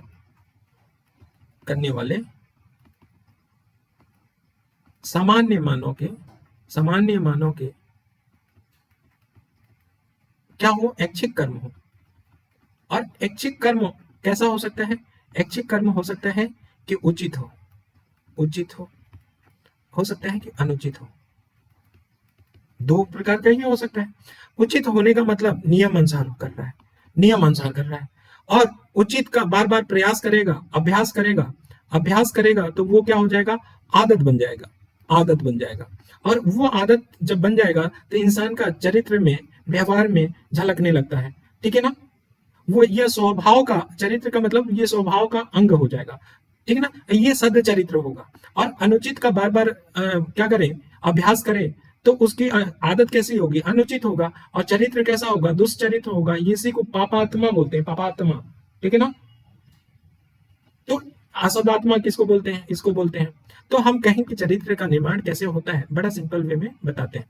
चरित्र या आचरण के में मानव के आचरण दो तरीके से हो सकते हैं। मानव के आचरण दो तरीके से हो सकते हैं, उचित या अनुचित। हम एक को लेके चल रहे हैं, आप बना लेना दोनों को। उचित अगर होगा, उचित का अभ्यास करेगा तो क्या होगा? हमारा अभ्यास करेगा तो आदत बनेगा, और इस आदत से उसका चरित्र का निर्माण होगा। तब उसको कहा जाएगा, सद चरित्र कहा जाएगा। जबकि अनुचित वाले में यहाँ पे क्या कहा जाएगा? दुष्चरित्र कहा जाएगा। ठीक है? फिर यही सद्गुण का निर्माण करता है, सद्गुण। तो सद्गुण कैसे अगर डेवलप करना है ये भी पूछे तो यही प्रोसेस होना चाहिए। दुर्गुण कैसे होता है, दुर्गुण पे भी पूछ ले तो यही हमारा प्रोसेस होना चाहिए। और इसी को वर्ड में लिखना है, डायग्राम बना के, या जैसे भी फ्लो चार्ट बना के। ठीक है ना? तो ये बात हम लोग यहां तक कर चुके थे कल। अब आते हैं कि नीति शास्त्र में मानव आचरण के हर एक पहलू का अध्ययन कर यह बताता है, नीति शास्त्र क्या बताता है, क्या उचित है, क्या अनुचित है, हमें क्या करना चाहिए, क्या नहीं करना चाहिए, ये सब बता चुके हैं। कि विशेष परिस्थिति में, अगर कोई विशेष परिस्थिति है तो उसमें उचित और अनुचित का निर्धारण कैसे करें, ये नीति शास्त्र ही बताता है। नैतिकता का निर्धारण का कोई सार्वभौम मानदंड हो सकता है क्या? नैतिकता का निर्धारण ऐसा हो सकता है कि सबके लिए एक ही एप्लीकेबल है? ये बात का विवेचना कौन करता है? नीति शास्त्र करता है। फिर कहेगा कि कभी कभी क्या ऐसा भी हो सकता है कि नैतिक नियम कभी कभी अप्रासंगिक हो जाएगा, तो क्या ऐसा भी है? इसकी विवेचना कौन करेगा? नीति शास्त्र करेगा। क्या नैतिकता के परंपरागत मानदंड अप्रासंगिक हो गया, इस बातों का आंसर कौन देगा? नीति शास्त्र देगा। ठीक है? क्या उचित क्या अनुचित का निर्धारण परिस्थितियों के अनुसार परिवर्तित होता रहता है, तो ये भी आंसर कौन देगा? यही देगा। मनुष्य होने के नाते हमारे कर्तव्य क्या है, उनका निर्धारण किस आधार पर करें या किसके द्वारा किया जा सकता है, इस बात का आंसर कौन देगा? नीति शास्त्र देगा, जो कि बिल्कुल समझ पे है। ठीक है? ये से ये सारे क्वेश्चन आप लोग को नोट्स में भी दे रखा है, आप लोग इसको पढ़ लीजिएगा, आत्मसात करिएगा किस चीज को पूछा जा रहा है। फिर डिफिनीशन की बात बोला गया, तो डिफिनीशन हमने पहले ही दे दिया है, तो इसमें कोई बड़ी बात नहीं। ऐच्छिक कर्म के बारे में हमने कहा था कि ऐच्छिक कर्म क्या होते हैं, इसी को सायास कर्म बोलते हैं। वो कर्म जो जानबूझ के, सोच समझ के, होश हवास में जो कर्म किया जाता है वो ऐच्छिक कर्म कहा जाता है। ऐच्छिक कर्म में संकल्प, मानव का संकल्प जुड़ा हुआ होता है। ठीक है ना? तो नीति शास्त्र एक विज्ञान के रूप में इस बात को समझते हैं कि नीति शास्त्र एक विज्ञान है, इसके बात को समझते हैं। अब स्टार्ट होता है नया 1 घंटा के लगभग, तो हम लोग यही पीछे रिवीजन किया। ऑल्दो पॉजिटिव ही होगा कि हम लोग कम से कम रूबरू हो गए कि कैसे क्वेश्चन को टैकल करना है, क्या करना है। ठीक है? अब नीति शास्त्र क्या ये विज्ञान है, स्वीकार करना चाहिए कि नहीं करना चाहिए, या नीति शास्त्र एक विज्ञान है, इसकी चर्चा करिए या उल्लेख कीजिए, ये भी बात पूछा जा सकता है। तो हम लोग इसको समझते हैं। देखो, विज्ञान का मतलब क्या होता है? विज्ञान का परिभाषा जानते हो? किसी क्षेत्र विशेष का सुव्यवस्थित, लिख लेना, सुव्यवस्थित अध्ययन क्या कहलाता है? विज्ञान कहलाता है। क्षेत्र विशेष का, ठीक है, क्षेत्र विशेष का सुव्यवस्थित अध्ययन ही क्या कहलाता है? विज्ञान कहलाता है। तो हम कहेंगे कि क्या नीति शास्त्र विज्ञान है? तो हम कहेंगे हाँ विज्ञान है। क्यों है ये बताएंगे, विज्ञान है क्यों है ये बताएंगे कि ये मानव के आचरण का मानव के आचरण का सुव्यवस्थित अध्ययन करता है। मानव के आचरण का सुव्यवस्थित अध्ययन करता है, इसलिए विज्ञान है। लेकिन लेकिन ये ध्यान रखना है कि ये कैसा विज्ञान है, कैसा विज्ञान है ये भी बताना पड़ेगा। मतलब ये वर्णात्मक वर्णात्मक वर्णात्मक विज्ञान ना होके कैसा है विज्ञान है, वर्णात्मक विज्ञान ना होके ये नियामकी विज्ञान है। नियामकी हम कहेंगे कि विज्ञान है, क्यों? क्योंकि मानव के आचरण का सुव्यवस्थित अध्ययन करता है, इसलिए विज्ञान है। लेकिन हम ये भी बताएंगे कि ये वर्णात्मक विज्ञान ना होके क्या है, नियामकी है, नियामकी विज्ञान है। अब इसको समझें कि वर्णात्मक विज्ञान और नियामकी विज्ञान क्या कौन सा चीज है। जो भी चीज, जैसे हम केमिस्ट्री पढ़ रहे हैं, फिजिक्स पढ़ रहे हैं, बायोलॉजी पढ़ रहे हैं, कुछ भी पढ़ रहे हैं, वो वर्णात्मक विज्ञान है। मतलब इसमें है कथन आएगा, मतलब जो का है कथन इसमें आएगा। जो भी वर्णात्मक होगा वो होगा, बदल नहीं सकता, है कथन आएगा। और तथ्यों का वर्णन, इसमें जो भी वर्णात्मक में तथ्यों का वर्णन जो भी किया जाएगा वो वर्णन कैसा होगा, तथ्यों का वर्णन वास्तविक होगा, वास्तविकता का वर्णन होगा। ठीक है, ज्यों का त्यों वर्णन होगा, ज्यों का त्यों वर्णन होगा। ठीक है, ये कारण परक होता है। आखिर कोई क्यों हुआ, इस बात का पता कौन लगाता है, वर्णनात्मक विज्ञान करता है। तो हम कहेंगे कि नीति शास्त्र एक विज्ञान है, क्योंकि मानव के आचरण का सुव्यवस्थित अध्ययन करता है। और विज्ञान की परिभाषा पहले भी हमने लिख दिया है, तो वो बता के बताओगे। फिर कहेंगे कि विज्ञान है, लेकिन ये वर्णनात्मक विज्ञान ना होके, वर्णनात्मक विज्ञान ना होके उसके ब्रैकेट में ये लिख देना। और उसके बाद बोलना कि नियामकी विज्ञान है। नियामकी विज्ञान है का मतलब क्या, कि इसमें जो कथन होते हैं वो चाहिए, होना चाहिए, ये करना चाहिए। ठीक है, नियामकी है तो चाहिए कथन होता है। इसमें मूल्यांकन किया जाता है, मूल्यांकन किया जाता है क्या होना चाहिए, क्या होना चाहिए और क्या नहीं होना चाहिए, क्या नहीं होना चाहिए, क्या होना चाहिए, इसका मूल्यांकन किया जाता है नियामकी का। और कुछ मानदंड के आधार पे किया जाता है। मूल्यांकन किया जाएगा तो मानदंडों के आधार पे किया जाएगा, और ये मानदंडों का निर्धारण कौन करता है, नियामकी विज्ञान ही करता है। ये प्रयोजन परक होता है, ये कारण परक होता है, ये क्या होता है, प्रयोजन परक होता है। ठीक है, तो हम समझ गए कि हाँ विज्ञान होता है। चर्चा करने के लिए हम बताएंगे कि विज्ञान होता है क्यों, क्योंकि मानव के आचरण का सुव्यवस्थित अध्ययन करता है, इसलिए विज्ञान है। लेकिन ये वर्णनात्मक विज्ञान ना होकर नियामकी विज्ञान है। वर्णनात्मक विज्ञान में क्या है कथन होता है, तथ्यों का वर्णन किया जाता है, वास्तविकता का वर्णन किया जाता है, ज्यों का त्यों वर्णन किया जाता है, कारण परक होता है। जबकि नियामकी विज्ञान में क्या होता है, कथन चाहिए होता है, मूल्यांकन किया जाता है, क्या करना चाहिए क्या नहीं करना चाहिए, और किस पे किया जाएगा, मानदंडों पे किया जाएगा। वो मानदंड का निर्धारण कौन करेगा, ये नियामकी विज्ञान करेगा। ठीक है, तो इस तरह से हम अपना लिख सकते हैं कि विज्ञान है, इसको समझ लिए। तो नीति शास्त्र एक विज्ञान के रूप में ये बात समझ में आ गया होगा। ठीक है ना, और नीति शास्त्र एक विज्ञान है। तो अब परिभाषा जो हमने कहा था, तो जहां मानव,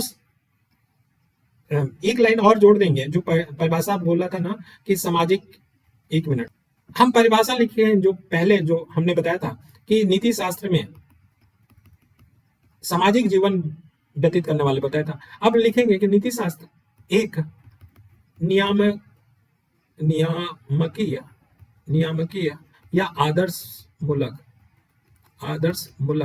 विज्ञान है जिसके जो, या ये भी बोले कि जिसमें सामाजिक जीवन वाले अपना जो भी कहानी था उसमें एक लाइन जोड़ दिया, नियामकी विज्ञान था। ये हो गया हमारा परफेक्ट परिभाषा।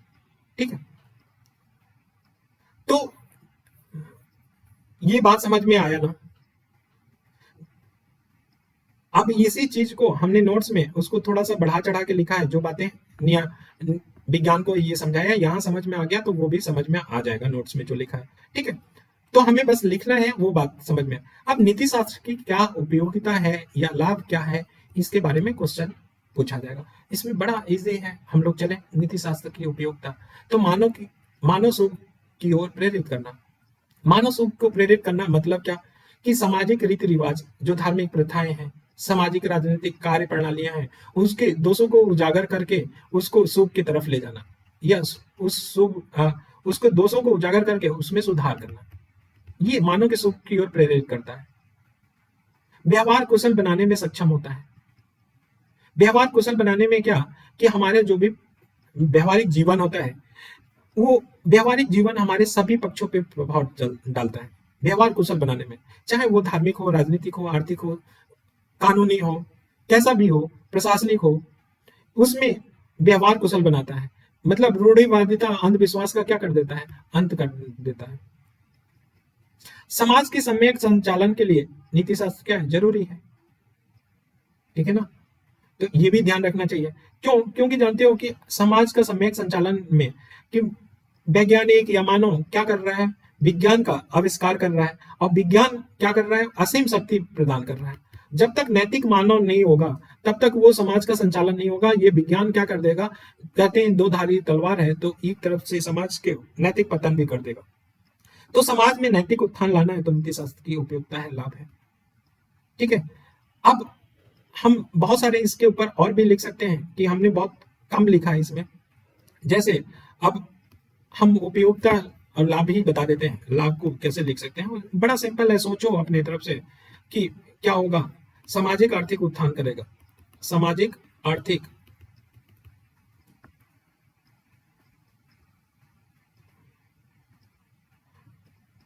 सामाजिक आर्थिक उत्थान में वंचित वर्ग भी शामिल होंगे। वंचित वर्ग शामिल होगा, कब होगा, जब यही होगा तब। दूसरा है प्रशासनिक। अच्छा, जब भी लाभ की बात करें ना, तो हम क्यों नहीं डायमेंशन में कर दें, जो हमारा सबसे बड़ा फायदे के है। जब भी बात करें तो इसका लाभ क्या है, सामाजिक स्तर पे लाभ, सामाजिक स्तर पे लाभ, आर्थिक स्तर पे लाभ। अब देखो कितने पॉइंट बनते हैं, आर्थिक, पर्यावरणीय, राजनीतिक, प्रशासनिक, अब यहाँ पे क्रिस्टल क्लियर हो गया कि यहाँ पे लाभ कितने, मतलब समाज के स्तर पे कैसे लाभ होगा। तो एग्जांपल दे जाओ, देते, अगर ये लिखना है तो डिटेल में लिखो, या एग्जांपल दे दो, जैसे भ्रूण हत्या, ठीक है, रेप, ठीक है, लिंग विभेदता विभेदता आदि के निराकरण में बहुत सारे सामाजिक स्तर पे है। आर्थिक स्तर पे क्या, आर्थिक स्तर पे भ्रष्टाचार, ठीक है, नैतिक व्यवसाय में नैतिकता आदि में। पर्यावरण में सस्टेनेबल डेवलपमेंट की बात कर लेंगे, पर्यावरण क्षरण को रोकेंगे। राजनीतिक में इसमें गांधी जी का वो कथन कह सकते हैं कि आदमी की लालच, वो बहुत पब्लिश है। राजनीतिक में क्या, जब राजनीतिक क्या होगा, नैतिक होगा। अगर राजनीतिक नैतिक रूप से हो गया तो समझो कि लोकतंत्र मजबूत होगा, और लोकतंत्र मजबूत होगा ना, तो फिर समझो कि बहुत ताकतवर राष्ट्र बन सकता है। हमने छोटे से में बोला, इसको बहुत सारे खोल सकते हैं। या प्रशासनिक रूप में ग्राउंड लेवल पे कौन काम करता है, यही करता है। ठीक है ना। तो अगर समाज के सभी वर्गों को उत्थान करना है, आर्थिक सामाजिक उत्थान करना है और नैतिकता लाना है, वो यही करेगा। ठीक है ना। तो ये समझो कि कितना लाभ हो सकता है, इसका उपयोगिता हो सकता है।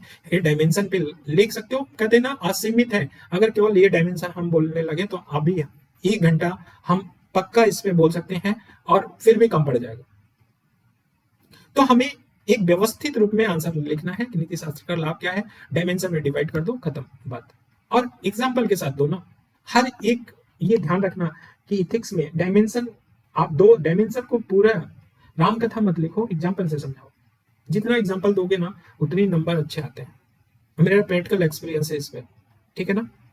जब हम भी पहले आप लोग की तरह राम कथा लिखते हैं ना, नंबर नहीं, और जैसे ही हमने एग्जाम्पल लिखना स्टार्ट किया ना, एग्जाम्पल लिखना, तो हमने देखा नंबर खट खट बढ़ने लगा। और ये हर एक पेपर की कहानी है। ठीक, लाभ की बात हो गई। अब देखो आज का टॉपिक फिर स्टार्ट करने जा रहे हैं, मानवीय क्रियाकलापों में नीति शास्त्र की अवधारणा। अभी तक हमारा क्या था कि नीति शास्त्र के बारे में राम कथा चल रहा था, प्रवचन चल रहा था। अब मानवीय क्रियाकलापों की नीति शास्त्र की अवधारणा देखें, essence of ethics in human action, 60 तत्वों की बात करें तो देखो 60 तत्वों की का मतलब क्या है। हम कहें कि जैसे कोई एक एग्जांपल ले लो, जैसे पाइनएप्पल का जूस पीते हो या पाइनएप्पल खाते हो, उसका फ्लेवर है।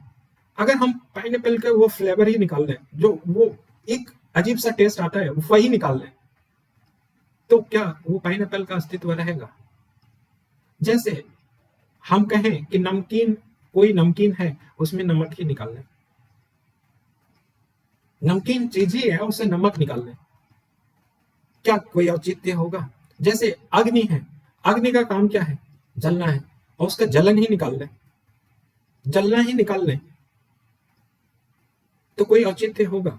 नहीं होगा। मतलब सार तत्व का मतलब क्या? सार तत्व का मतलब कि एसेंस ऑफ, एसेंस बोल रहा है, एसेंस कहते हैं ना कि एसेंस फ्रैग, जैसे कि आप लोग कहते हैं ना कि अरे यार मुझे ना ऐसा है ना कि वो परफ्यूम बहुत अच्छा लगा, उसका एसेंस बहुत अच्छा लगता है, माइल्ड है, ये है, जो भी है, आप अपने में बताते हो, मतलब कि उसका वो चीज ना हो, उसका वो माइल्डनेस, वो खुशबू अलग हो जाए, तो क्या वो परफ्यूम आपको पसंद आएगा? नहीं आएगा, नहीं आएगा उसका मतलब सार तत्व का वो है, सार तत्व का मतलब क्या कि वो अनिवार्य गुण है, अनिवार्य गुण है, और अपरिहार्य तत्व है। सार तत्व में क्या? अपरिहार्य तत्व, जिससे मिलके वो बना होता है वस्तु, और वो हमेशा विद्यमान होता है, सदैव विद्यमान होता है। तो सार तत्व का ऐसे अनिवार्य गुण, अपरिहार्य तत्व, वस्तु का सार गुण, सार तत्व वो होता है जो सदैव उसमें विद्यमान होता है, सदैव। अगर उस वस्तु से उस सार गुण को या सार तत्वों को हटा दिया जाए तो वो नष्ट हो जाता है, उसका स्वरूप ही नष्ट हो जाता है। जैसे हमने पाइनएप्पल की बात की, अग्नि की बात की, वो सब। तो अब ये सार तत्व समझ गए, तो अब सार तत्व का मतलब क्या है ये समझ गए, तो अब हम कहेंगे कि नीति शास्त्र का सार तत्व क्या है। नीति शास्त्र का सार तत्व वह है जिसकी विद्यमानता नैतिकता की व्याख्या हेतु अनिवार्य है। भाई नीति शास्त्र का शास्त्र तत्व वही होगा ना। नीति शास्त्र में तो हम यही देख रहे थे कि मानदंड होना चाहिए, मानदंड उचित या अनुचित का मानदंड कौन निर्धारित करेगा? नीति शास्त्र करेगा। सिद्धांतों का निर्धारण कौन करेगा? यही करेगा। किसी सिद्धांत पे उचित है अनुचित। भाई नीति शास्त्र में नैतिकता की व्याख्या किया जाता है कि वो कर्म, कोई कर्म कर रहा है इंसान, ऐच्छिक कर्म कर्म कर रहा है, तो वो उचित है कि अनुचित है, वो नीति शास्त्र करता है। तो नीति शास्त्र का सार तत्व क्या है? नैतिकता की व्याख्या करना। अर्थात हम कहें कि नैतिकता का व्याख्या करने हेतु जो चीज एलिमेंट चाहिए, जो तत्व चाहिए, वही नीति शास्त्र का सार तत्व है। बड़ा सिंपल से समझो इसको। अगर ज्यादा बोझ लेके समझोगे तो फिर होगा ना, पेट में हेडेक होने लगेगा ना। तो बात समझो इस बात को। सार तत्व का मतलब कि नीति शास्त्र के क्या काम है? नैतिकता की व्याख्या करना। तो नैतिकता की व्याख्या करने के लिए, नैतिकता की व्याख्या करने के लिए जो तत्व चाहिए, जिस तत्व क्या हो, जरूरी हो, जरूरी हो, उसी को बोलते हैं क्या? नीति शास्त्र का सार तत्व। तो फिर से बोल रहे हैं, नीति शास्त्र का सार तत्व वह है जो नैतिकता का व्याख्या करने के लिए वो तत्व जरूरी हो या जरूरी हो। अर्थात हम कहें कि इसके, इस एलिमेंट या इस तत्व के बिना नैतिकता का व्याख्या संभव नहीं हो सकता। दूसरे वर्ड में ये भी बोल सकते हैं कि ये तत्व ना हो तो नैतिकता की व्याख्या ही नहीं कर सकते। तो इथिक्स, एसेंस ऑफ एथिक्स हम समझ गए। अब देखो इसको और समझो, क्योंकि जब तक समझ में अच्छे से नहीं आएगा। हमने कहा कि नीति शास्त्र का काम क्या होता है? नीति शास्त्र का काम होता है नैतिकता का व्याख्या करना, नैतिकता का व्याख्या करना, व्याख्या करना, ठीक है। और नैतिकता की व्याख्या करने के लिए जिस तत्व का जरूर जरूर जरूरत हो, ठीक है, पेन रुक जा रहा है बार बार, जरूरत हो, उस तत्व को बोला जाएगा नीति शास्त्र का सार तत्व है, नैतिकता की व्याख्या करने के लिए। अर्थात ये तत्व न हो तो हम नैतिकता की व्याख्या नहीं कर सकते, नहीं कर सकते। तो हम बात समझ गए कि नीति शास्त्र का सार तत्व का मतलब क्या होता है, ये बात समझ में आए। अब जरा सा इसके आगे देखते हैं कि नैतिकता के सार तत्व दो संदर्भ हो सकते हैं। एक, अपरिहार्य स्थितियां या आवश्यक पूर्व मान्यताएं। दो हो सकते हैं सार तत्व, नैतिकता के सार तत्व क्या हो सकते हैं? दो तरह हो सकते हैं। एक हो सकता है क्या कि अपरिहार्य स्थितियां, या इसी को कहते हैं, या इसी को कहें आवश्यक पूर्व मान्यताएं। मतलब कि नैतिकता के लिए सबसे जरूरी ये है कि मान्यताएं आवश्यक पूर्व मान्यताएं जरूरी हैं। ठीक है, दूसरा क्या है रचनात्मक पक्ष और भावात्मक पक्ष। ये दोनों जरूरी हैं नैतिकता की व्याख्या करने के लिए। अपरिहार्य स्थितियों का होना या आवश्यक पूर्व मान्यताएं जरूर होनी चाहिए, और रचनात्मक पक्ष या भावात्मक पक्ष का समावेश हो, तब हम नैतिकता की व्याख्या कर सकते हैं। ठीक है ना। और यही सार तत्व हैं, दो सार तत्व हैं, अपरिहार्य स्थितियां, आवश्यक पूर्व मान्यताएं, अपरिहार्य स्थितियां या आवश्यक पूर्व मान्यताएं, या रचनात्मक पक्ष या भावात्मक पक्ष। इसको समझते हैं क्या है, तब समझ में आएगा कि आवश्यक पूर्व दशाएं क्या होना चाहिए। कि कभी भी नैतिकता की विचार है, नैतिकता की बात कर रहे हैं या नैतिकता को व्याख्या कर रहे हैं, तो व्याख्या करने से पहले ये जरूरी है। मतलब हम ये कहें कि नीति शास्त्र की आवश्यक मान्यताएं वे हैं जिन्हें माने बिना नैतिकता की व्याख्या संभव नहीं हो सकता। मान्यता ये बोलता है कि हम अगर नहीं मानेंगे तो नैतिकता की व्याख्या संभव नहीं हो सकता है। ये मान्यताएं, आवश्यक पूर्व दशाएं, ये नैतिकता की आधारशिला है। तो क्या क्या है इसमें, इस बात को समझे कि आवश्यक पूर्व दशाएं क्या क्या होना चाहिए। देखो, आवश्यक पूर्व दशाएं तीन ही हो सकते हैं आज इंसान का। दूसरा ये हो सकता है व्यक्तित्व, ठीक है। दूसरा हो सकता है विवेक, और तीसरा हो सकता है स्वतंत्र की संकल्पना। ये तीन आवश्यक पूर्व दशाएं हैं। इसके बिना नैतिकता का आधारशिला, मतलब ये नैतिकता का आधारशिला है, इसके बिना हम नैतिकता की व्याख्या नहीं कर सकते हैं। व्यक्तित्व, विवेक, स्वतंत्र की संकल्पना। ठीक है। तो व्यक्तित्व क्या होता है, पहला हम पढ़ने जा रहे हैं व्यक्तित्व। तो नैतिकता एवं नैतिक जीवन का केंद्र बिंदु व्यक्तित्व है। नैतिक सिद्धांतों का ज्ञाता एवं संकल्प जनित कर्म करने की क्षमता एक विवेक व्यक्ति में हो सकती है। व्यक्तित्व के अंतर्गत आत्मचेतना, आत्मनिर्णय, आत्मनियंत्रित क्रिया सम्मिलित रहती है। मतलब हम व्यक्तित्व की बात करें, इतनी बात हमने बोल दिया कि व्यक्तित्व का निर्माण कैसे होता है।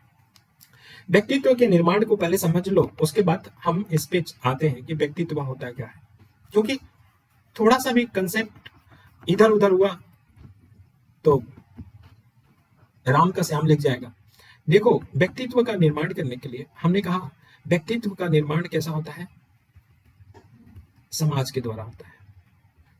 व्यक्तित्व का निर्माण चरित्र के निर्माण से व्यक्तित्व का झलकता है। समाज में परस्पर क्रिया करने पे जो आचरण करता है, जैसा आचरण करता है, वो हम चरित्र का बताए थे ना कि कैसे निर्माण होता है, कि उचित है, उचित चरित्र और व्यक्तित्व में बहुत गहरा रिलेशन है। ये देखो, जो उचित है उसका अभ्यास कर रहा है तो वो क्या बन जा रहा है, उसकी आदत बन जा रही है। आदत बन जाएगा तो उससे क्या होगा, चरित्र का निर्माण होगा। और ये चरित्र का निर्माण होगा तो ये एक इंसान का चरित्र जो बनेगा वो दिखेगा उसके चरित्र के अंदर। तो उसकी पर्सनालिटी, चरित्र, व्यक्तित्व इस पे ध्यान रखेगा। लेकिन व्यक्तित्व केवल उसी के ऊपर डिपेंड नहीं करता है। व्यक्तित्व का निर्माण बाह्य जगत में, ये उचित कर्म कर रहा है, उसका अभ्यास कर रहा है, यही यहां से ही व्यक्तित्व नहीं निर्माण, बाह्य जगत के भी काम आते हैं। बाह्य जगत के लोग के द्वारा अनुसरण, अनुकरण, किसी की फिलॉसफी पसंद आ रही है, उसके द्वारा व्यक्तित्व का निर्माण हो सकता है। लेकिन चरित्र देखो, अपने उचित कर्म से निर्धारण होता है। व्यक्तित्व का निर्धारण में बाह्य कारक भी होते हैं। अंदर के कारण के बाद बाह्य कारक में हमने बता दिया क्या, बाह्य कारक में वो भी हो सकता है, जैसे कि हम कहें कि हम लोकतंत्र को ज्यादा पसंद करते हैं, ये हमारा व्यक्तित्व है। ठीक है, तो ये हमारे अंदर की बात नहीं है ना। तो हम किसी फिलॉसफी को पसंद कर रहे हैं, ये हमारा हो गया। ठीक है, हम किसी का अनुकरण कर रहे हैं, अच्छा है, हमारा आइडल पर्सन है, वो व्यक्तित्व का निर्धारण करता है। ठीक है, तो हम कह रहे हैं कि व्यक्तित्व के अंतर्गत आत्मचेतना होता है, आत्मनिर्णय ले सकते हैं, आत्मनियंत्रित किया जा सकता है। जिसके अंदर उत्कृष्ट होगा तो उसके अंदर आत्मचेतना होगा, व्यक्तित्व पर्सनालिटी अच्छी होगी, आत्म निर्णय लेने की क्षमता होगी, आत्म नियंत्रित कर सकता है, वो उत्कृष्ट प्रकृति का व्यक्तित्व होगा जो अपने आप को नियंत्रित करता हो। जैसे गांधी जी भी कहते थे, अगर आप लोग सुने होंगे कि गांधी जी किसी को सलाह देने से पहले खुद अपने आप पे वो चीज छोड़ करना, जैसे नमक का सलाह देना था अपने बीवी को कि नमक न खाओ, तो वो खुद पहले छोड़े, उसके बाद जाके सलाह दी। आत्मचेतना, आत्म निर्णय, आत्म नियंत्रित, खुद पे सेल्फ पे कंट्रोल हो। तो आवश्यक पूर्व दशाएं में व्यक्तित्व के ऊपर होना चाहिए व्यक्तित्व। दूसरा क्या, विवेक। विवेक का मतलब क्या, हम विवेक के कारण ही जो जंतु है, पशु है, उससे हम क्या है, श्रेष्ठ हैं। और विवेक के आधार पे ही हम क्या करते हैं, किसी कर्म का मूल्यांकन करते हैं। बुद्धि, विवेक बुद्धि के आधार पे कि उचित है अनुचित है, भैया उसने काम किया उचित काम किया, उसने किया तो अनुचित काम किया, शुभ अशुभ का निर्धारण करते हैं। तो दूसरा क्या है कि विवेक के बिना क्या हम शुभ अशुभ या उचित अनुचित का निर्धारण कर सकते हैं, नहीं कर सकते। तो जाहिर सी बात है कि व्याख्या करना है नैतिकता में, तो विवेक भी आना चाहिए। दूसरा, व्यक्तित्व भी आना चाहिए और विवेक भी आना। व्यक्तित्व क्यों आना चाहिए, हमने बार बार बताया कि जब सेल्फ कंट्रोल होगा, ठीक है, सेल्फ कंट्रोल होगा, आत्मनिर्णय होगा, आत्म नियंत्रित होगा, तो ही वो सही होगा। या ऐच्छिक कर्म करेगा, ऐच्छिक कर्म कब करेगा, जैसा उसका व्यक्तित्व होगा तभी वो करेगा, तभी जाके उसकी नैतिकता की व्याख्या किया जा सकता है, सीधी बात है। विवेक होगा तो भी उचित अनुचित शुभ अशुभ का निर्धारण किया जा सकता है, दूसरी बात। तीसरा है कि संकल्प की स्वतंत्रता। संकल्प की स्वतंत्रता, हमने बोला कि अपरिहार्य परिस्थितियां क्या होना चाहिए, एक तो व्यक्तित्व होना चाहिए सार तत्व में, दूसरा क्या होना चाहिए, दूसरा हमारा बताया विवेक होना चाहिए, और तीसरा हम बता रहे हैं संकल्प की स्वतंत्रता। तो तीन चीजें अगर ये अपरिहार्य हैं, या हम कहें कि इसके बिना नैतिकता की व्याख्या नहीं हो सकता, इन तीनों के बिना, या नैतिकता की व्याख्या करने से लिए, या कहें कि नैतिकता के सार तत्व के नीति शास्त्र के सार तत्व के पूर्व आवश्यक दशाएं क्या हैं, तो यही तीन है, व्यक्तित्व, विवेक और संकल्प की स्वतंत्रता। ठीक है, संकल्प की स्वतंत्रता। आई थिंक ये 15 से 20 मिनट और पढ़ा देते हैं, ये खत्म हो जाए तो ज्यादा अच्छा है, कम से कम एक पीपीटी तो खत्म हो हमारे तरफ से। हाँ, सार तत्व का यूज है, पहले सार तत्व ही समझ जाएंगे तो सार तत्व का यूज तो बड़े आसानी से, जो भी फोकस है सार तत्वों पे है, खत्म ही करते हैं इसको। ठीक है, तो हम कह रहे हैं कि संकल्प की स्वतंत्रता वेरी इंपॉर्टेंट। ये सीधे सीधे संकल्प की स्वतंत्रता क्या होती है, ये उदाहरण से ही समझाइए तो ये ही आ जाएगा। तो तीसरे की बात को समझते हैं कि संकल्प की स्वतंत्रता क्या होता है। संकल्प का स्वतंत्रता का मतलब क्या, जो हम कहते हैं ना कि ऐच्छिक कर्म, बिना किसी के बाह्य प्रलोभन, दबाव, अपनी इच्छा अनुसार जो कार्य करे ना, वही स्वतंत्र की संकल्पना है, या संकल्प की स्वतंत्रता है। मतलब संकल्प की स्वतंत्रता का मतलब क्या, कि हमें कोई प्रलोभन न दिया जा रहा हो, प्रलोभन ना हो, कोई बाह्य दबाव ना हो, हम अपनी इच्छा द्वारा, अपनी इच्छा अनुसार क्या करें, किसी कार्य को करें। जब किसी कार्य को करेंगे तो हम कहेंगे कि संकल्प की स्वतंत्रता है। और हमने कहा था ना कि ऐच्छिक कर्म से जोड़ो, ऐच्छिक कर्म होना चाहिए, तभी हम नीति शास्त्र में ऐच्छिक कर्म का ही क्या करते हैं, उचित और अनुचित की बात करते हैं। तो संकल्प की स्वतंत्रता से ऐच्छिक कर्म से जोड़ो जरा सा, मतलब इच्छा अनुसार ही कोई कार्य किया गया, उसको कहते हैं संकल्प की स्वतंत्रता हो। उसी को थोड़ा मक्खन लगा के बोले कि किसी बाह्य प्रलोभन से या दबाव के बिना, ठीक है, बिना किसी बाह्य प्रलोभन या दबाव से अपनी इच्छा अनुसार जो कार्य किया गया है, ऐच्छिक कार्य में तो वही है, वही क्या है, संकल्प की स्वतंत्रता है। नैतिक निर्णय एवं कर्मों का मूल्यांकन उचित या अनुचित, संकल्प की स्वतंत्रता होना आवश्यक है। जब भी नैतिक निर्णय का मूल्यांकन करना है कि उचित है या अनुचित, तो ये तो देखो कि वो अपनी इच्छा से किया गया है कि नहीं। अब जैसे हम कह रहे हैं, हमारे ना, हम बहुत स्त्रियों को सम्मान करते हैं, ठीक है, किसी ने हमारे ऊपर बंदूक रख दिया, कनपटी पे क्या कर दिया, बंदूक रख दिया, और कहा कि वो स्त्री जा रही है, तुम गाली दो। यहां पे हमारे पे क्या है, दबाव डाला जा रहा है। अगर हम वो गाली दे दे या कुछ कर दें स्त्री के सम्मान, ये हमारे नैतिकता के खिलाफ है। लेकिन वो सम्मान हम क्या कर रहे हैं, धूमिल कर रहे हैं। हम स्त्री को गाली दे रहे हैं क्योंकि कनपटी पे दबाव दे रहे हो। तो क्या नैतिकता का निर्धारण कर रहे हैं कि तुमने अनैतिक हो सिर्फ एक कर्म के लिए, ये देखा नहीं कि हमारे कनपटी पे बंदूक रखा गया है? नहीं कर सकते निर्धारण। चलिए हम एग्जाम्पल लेते हैं कि आप क्या हो, एसडीएम या डीएम हो। एसडीएम हो किसी जिले उप जिले में एसडीएम हो, और आके कोई ताकतवर हो राजनीतिक पर्सनालिटी आपको क्या कर दे, कहे, प्रेशर डाले कि ये भूमि हमारे, ये भूमि पे ये हमारे नाम से क्या कर दो, दखल करवा दो, जबकि इलीगल है, वो सब कुछ जानता है और एसडीएम से करवा रहा है। अनैतिक है ना, अनैतिक है। ऊपर से सीएम का इतना पहुंच है कि ये सीएम से दबाव डाल रहा है। दो ही अवस्था है, या एसडीएम अपना जॉब छोड़ दे, त्याग पत्र दे दे, या उस कार्य को करे। अगर वो इतना है कि वो अपनी जॉब छोड़ दे, अगर वो संसाधन युक्त है तो जॉब छोड़ देना चाहिए, लेकिन अब मजबूर है तो वो कार्य को कर रहा है, तो जवाबदेही तो देना पड़ेगा। आगे जो भी होगा उसका जवाबदेही होगा, उसका निर्धारण किया जाएगा कि वो प्रेशर में किया था कि अपने आप से किया था। लेकिन दाग तो लगेगा ही इसके ऊपर। वहां पे स्वतंत्र की संकल्पना नहीं होती है, नैतिकता का निर्धारण यहाँ पे एक चीज के लिए नहीं कर सकते। लेकिन वही बार बार अगर ये काम कर रहे हैं, चाहे प्रेशर आ रहा है चाहे ना आ रहा है, अनैतिक काम में जुड़ रहे हैं, तो फिर इनकी क्या है, हैबिट है, जानबूझ के कर रहे हैं, अपनी इच्छा से कर रहे हैं। लेकिन अपनी इच्छा के विरुद्ध अगर कर रहे हैं तो उसको नहीं समझते। तो ये संकल्प की स्वतंत्रता की बात कर रहे हैं। और जब भी संकल्प की स्वतंत्रता की बात आ रही है ना, तो संकल्प की स्वतंत्रता होने पे ही किसी को उत्तरदायी बनाया जा सकता है। भाई हमारे पास कोई निर्णय लिया, अगर प्रेशर में नहीं लिया, जो जानबूझ के अपनी इच्छा अनुसार लिया, तो हम उत्तरदायी हैं अपने निर्णय के प्रति, नहीं तो नहीं है। अगर प्रेशर में है तो अपने निर्णय के प्रति कैसे उत्तरदायी हो सकते हैं? और जहां भी उत्तरदायी आएगा वहां जवाबदेही भी होगा। ठीक है, तो स्वतंत्र की संकल्प की स्वतंत्रता हमें उत्तरदायी बनाती है और जवाबदेही भी बनाती है। जब संकल्प की स्वतंत्रता नहीं होगी तो उत्तरदायी नहीं होगा, जवाबदेही भी नहीं होगा। ठीक है, संकल्प की स्वतंत्रता का वास्तविक अर्थ क्या है? आत्मनिर्धारण। हम स्वयं को अपने इच्छा अनुसार कर रहे हैं, अपने विल पावर से कर रहे हैं।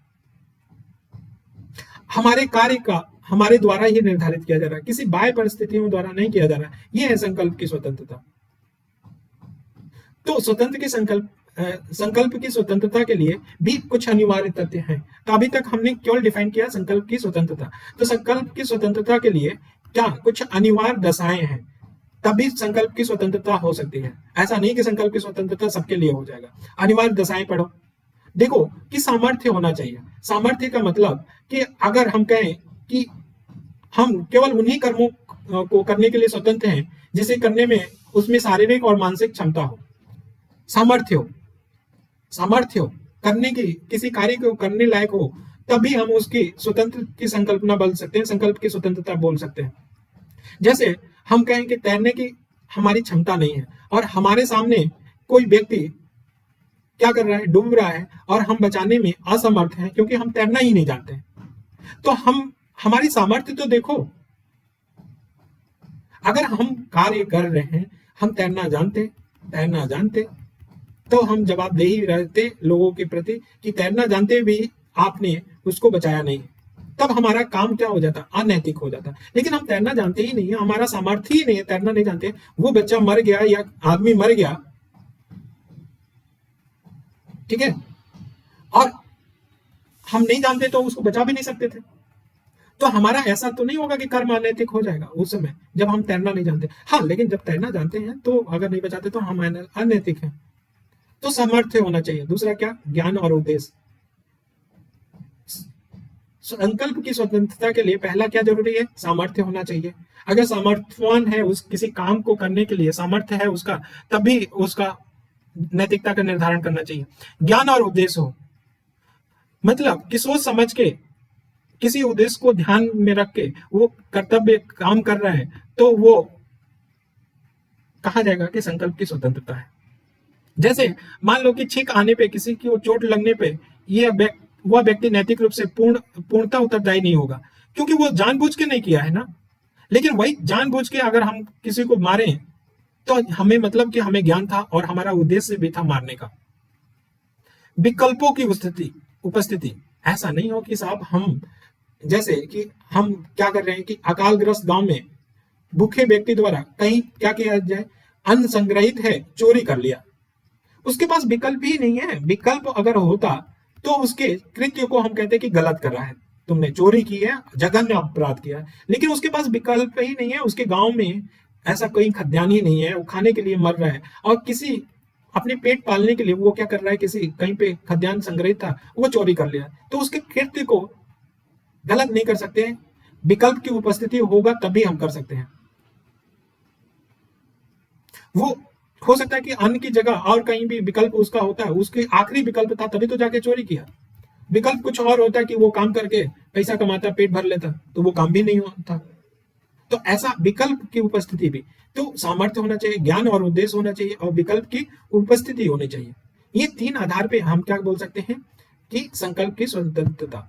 संकल्प की स्वतंत्रता के लिए अनिवार्य क्या होना चाहिए, हमने यहीं पे बता देना है कि संकल्प की स्वतंत्रता के लिए अनिवार्य दशाएं क्या होना चाहिए, सामर्थ्य होना चाहिए, ठीक है। दूसरा क्या होना चाहिए, ज्ञान और उद्देश्य से किया गया कर्म होना चाहिए। तीसरा क्या, कि विकल्प की उपस्थिति हो। बात समझ में आया, ठीक है ना। स्वतंत्र की संकल्पना, और क्वेश्चन वेरी इंपॉर्टेंट, ये पूछा जा सकता है, ठीक। अब आते हैं दूसरा, अब पूर्व मान्यताएं, आवश्यक पूर्व मान्यताएं हमने पढ़ लिया। वो हमने तीन प्रकार का बताया कि व्यक्तित्व, दूसरा क्या, दूसरा विवेक बताया, और तीसरा संकल्प की स्वतंत्रता बताया। ये पूर्व मान्यताएं जरूरी है, इसके बिना व्याख्या जरूर नहीं हो सकता इन तीनों की बात, ठीक है। ये बात है। दूसरा है कि रचनात्मक पक्ष, भावात्मक पक्ष क्या है नैतिकता के 60 तत्वों में दो, और दूसरा पक्ष क्या है नैतिक, रचनात्मक पक्ष या भावात्मक पक्ष क्या आना चाहिए। देखो, ये नीति का समझाने की बात है, इसको बाद में करें कि मूल्यों की उपस्थिति होनी चाहिए, ठीक है। मूल्यों की उपस्थिति होनी चाहिए, मतलब कि कभी भी कोई कर्म किया जाए उसमें मूल्यों की, ऐसा दया, करुणा, प्रेम, न्याय, परोपकार, मानवता, परानुभूति, सत्यनिष्ठा, ईमानदारी, मूल्यों की उपस्थिति हो, ठीक है। स्वतंत्रता, तो नीति शास्त्र की विवेचना करने में मूल्यों की स्थिति उभरती है। अगर कोई मूल्य आधारित कर्म करेगा तो हम कहेंगे कि नैतिक है, अगर मूल्यों के विपरीत कर्म करेगा तो अनैतिक है। तो मूल्यों की उपस्थिति भी निर्धारण करता है। अब ये भी ध्यान रखना कि नीति शास्त्र में ये भी बता ही देते हैं कि नीति शास्त्र में दो बातें, नीति का मतलब क्या होता है, नीति के सार देख सकते हैं, नीति शास्त्र का सार देख सकते हैं। इसमें नीति का मतलब क्या है, नीति का मतलब है ले जाना। नीति का मतलब क्या होता है, ले जाना। नीति शास्त्र में नीति का मतलब क्या होता है, ले जाना। ले जाना, कहां ले जाना, मतलब किसको ले जाना, किसको ले जाना, तो मानव के आचरण को ले जाना, मानव के आचरण को ले जाना। कहां ले जाना, कहां ले जाना, तो कर्तव्य के पथ पे। मानव के आचरण को कहां ले जाओगे, कर्तव्य के पथ पे ले जाना, वो अपना कर्तव्य करे। क्यों ले जाना, क्यों ले जाना, तो शुभ जीवन की प्राप्ति हो, या मानवीय शुभता प्राप्त हो, शुभ जीवन की प्राप्ति हो, इसलिए ले जाना। तो नीति का मतलब है ले जाना। कहां, किसको ले जाना, तो मानव के आचरण को ले जाना, कर्तव्य के पथ पे ले जाना, क्योंकि उसको शुभ जीवन की प्राप्ति हो, ये नीति का मतलब होता है। अर्थात संक्षेप में यही कहें कि शुभ जीवन की प्राप्ति हेतु मानवीय आचरण को कर्तव्य के पथ पे ले जाना, ये नीति शास्त्र का सार तत्व है। ये भी एक सार तत्व हो गया। नीति शास्त्र के सार तत्व में ये भी आ जाएगा रचनात्मक या भावात्मक पक्ष में कि शुभ जीवन की प्राप्ति हेतु मानवीय आचरण को कर्तव्य के पथ पे ले जाना नीति शास्त्र का सार तत्व है, ठीक है। मूल्यों की उपस्थिति, मूल्यों की उपस्थिति पे ही बात कर रहे हैं कि मूल्यों की उपस्थिति हो तो नीति शास्त्र की विवेचना अच्छे से होती है कि दया, करुणा, प्रेम, न्याय, बहुत सारे मूल्य हैं। मूल्यों के नाम लेते लेते थक जाएंगे। अगर मूल्य से कोई काम किया गया है, मूल्य के से काम किया गया है, तो इसका मतलब है कि वो काम नैतिक है। अगर मूल्य के अभाव में किया गया है, अगर मान लो नीति शास्त्र में मूल्य का ही अभाव हो, मूल्य के बिना ही नीति शास्त्र में बात किया जाए, तो नीति शास्त्र कैसा होगा? खोखले सिद्धांत रह जाएगा, खोखले सिद्धांत मात्र ही रह जाएगा। अगर मूल्य ना हो तो नीति शास्त्र की स्थिति समझो। उस नीति शास्त्र में जो नैतिकता की व्याख्या करता है उसमें मूल्य का समावेश ही ना हो तो नीति शास्त्र कैसा हो जाएगा? खोखले सिद्धांतों का संग्रह मात्र रह जाएगा। अर्थात किसी भी पक्ष का नैतिकता का विवेचना करना है तो वहां पे मूल्य आदर्श संबंधी मानदंड की विवेचना होनी चाहिए, मूल्य की विवेचना होनी चाहिए। ठीक है। जैसे सुकरात मतानुसार ज्ञान ही सद्गुण है, मतलब कि ज्ञानी होना सद्गुणी होने का अनिवार्य एवं पर्याप्त शर्त है, ये सुकरात के अनुसार है। जबकि अरस्तु क्या बोलते हैं? अरस्तु बोलते हैं कि केवल ज्ञानी होना ही सद्गुण नहीं है, बल्कि ये ज्ञान होने का अभ्यास करे तब जाके क्या होगा? सद्गुणी बनेगा। भाई सुकरात ने बोला कि ज्ञान ही सद्गुण है, अर्थात ज्ञान इंसान के पास है तो वो सद्गुण हो गया। लेकिन अरस्तु बोला कि ना साहब, ज्ञान नहीं, अभ्यास, ज्ञान का अभ्यास जो करे वो सद्गुणी बनेगा। कांट क्या बोलता है? ड्यूटी फॉर ड्यूटी सेक, कर्तव्य के लिए बात करता है। ठीक है। तो ये सार तत्व है, नैतिकता का सार तत्व है कि कर्तव्य, ज्ञान, मतलब मूल्यों की उपस्थिति हो तो कर सकते हैं। और फिर हम कहते हैं कि सामाजिक जीवन में नीति शास्त्र के सार तत्व क्या क्या हो सकते हैं, या हम कहें कि सार तत्व। आप थोड़ा सा इसको बांटते हैं कि सार तत्व के मतलब समझ गए हमने दो। देखो अब संक्षेप में यह बता देते हैं, कंफ्यूज नहीं होना। सार तत्व का मतलब वो चीज, वो तत्व जिसके बिना नैतिकता का व्याख्या नहीं हो सकता, नैतिकता की व्याख्या नहीं हो सकता। ठीक है ना, वो सार तत्व है।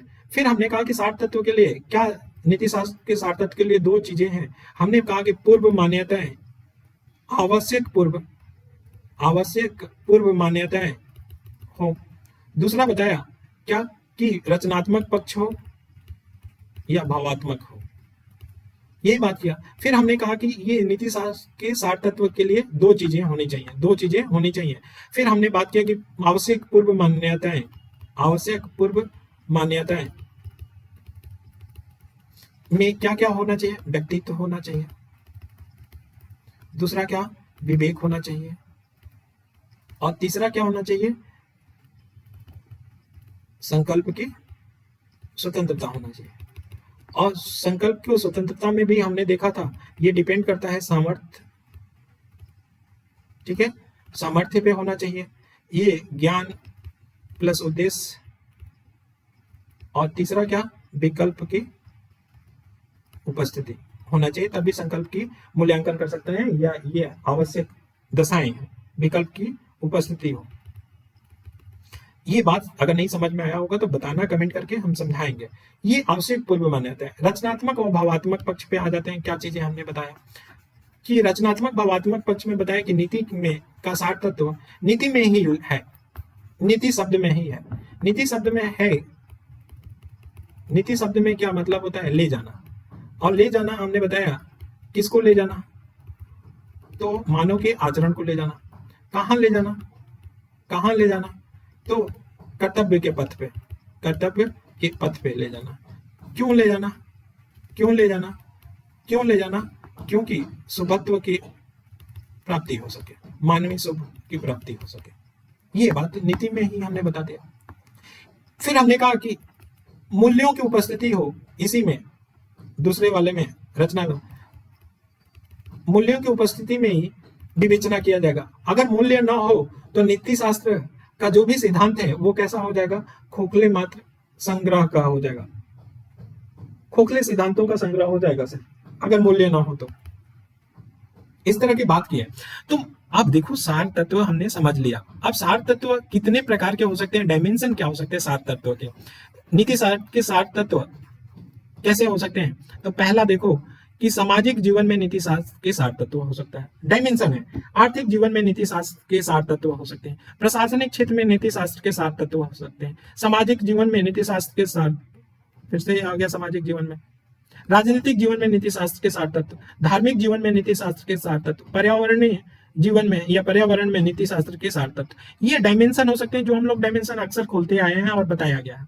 तो अब देखो नीति शास्त्र के 7 तत्व, सामाजिक जीवन में नीति शास्त्र के 7 तत्व क्या, सामाजिक जीवन में मतलब कि वो अगर समाज में ना हो, अगर समाज में वो ना हो तो हम उनकी नैतिकता की व्याख्या नहीं कर सकते समाज की, कि समाज नैतिक है कि अनैतिक है।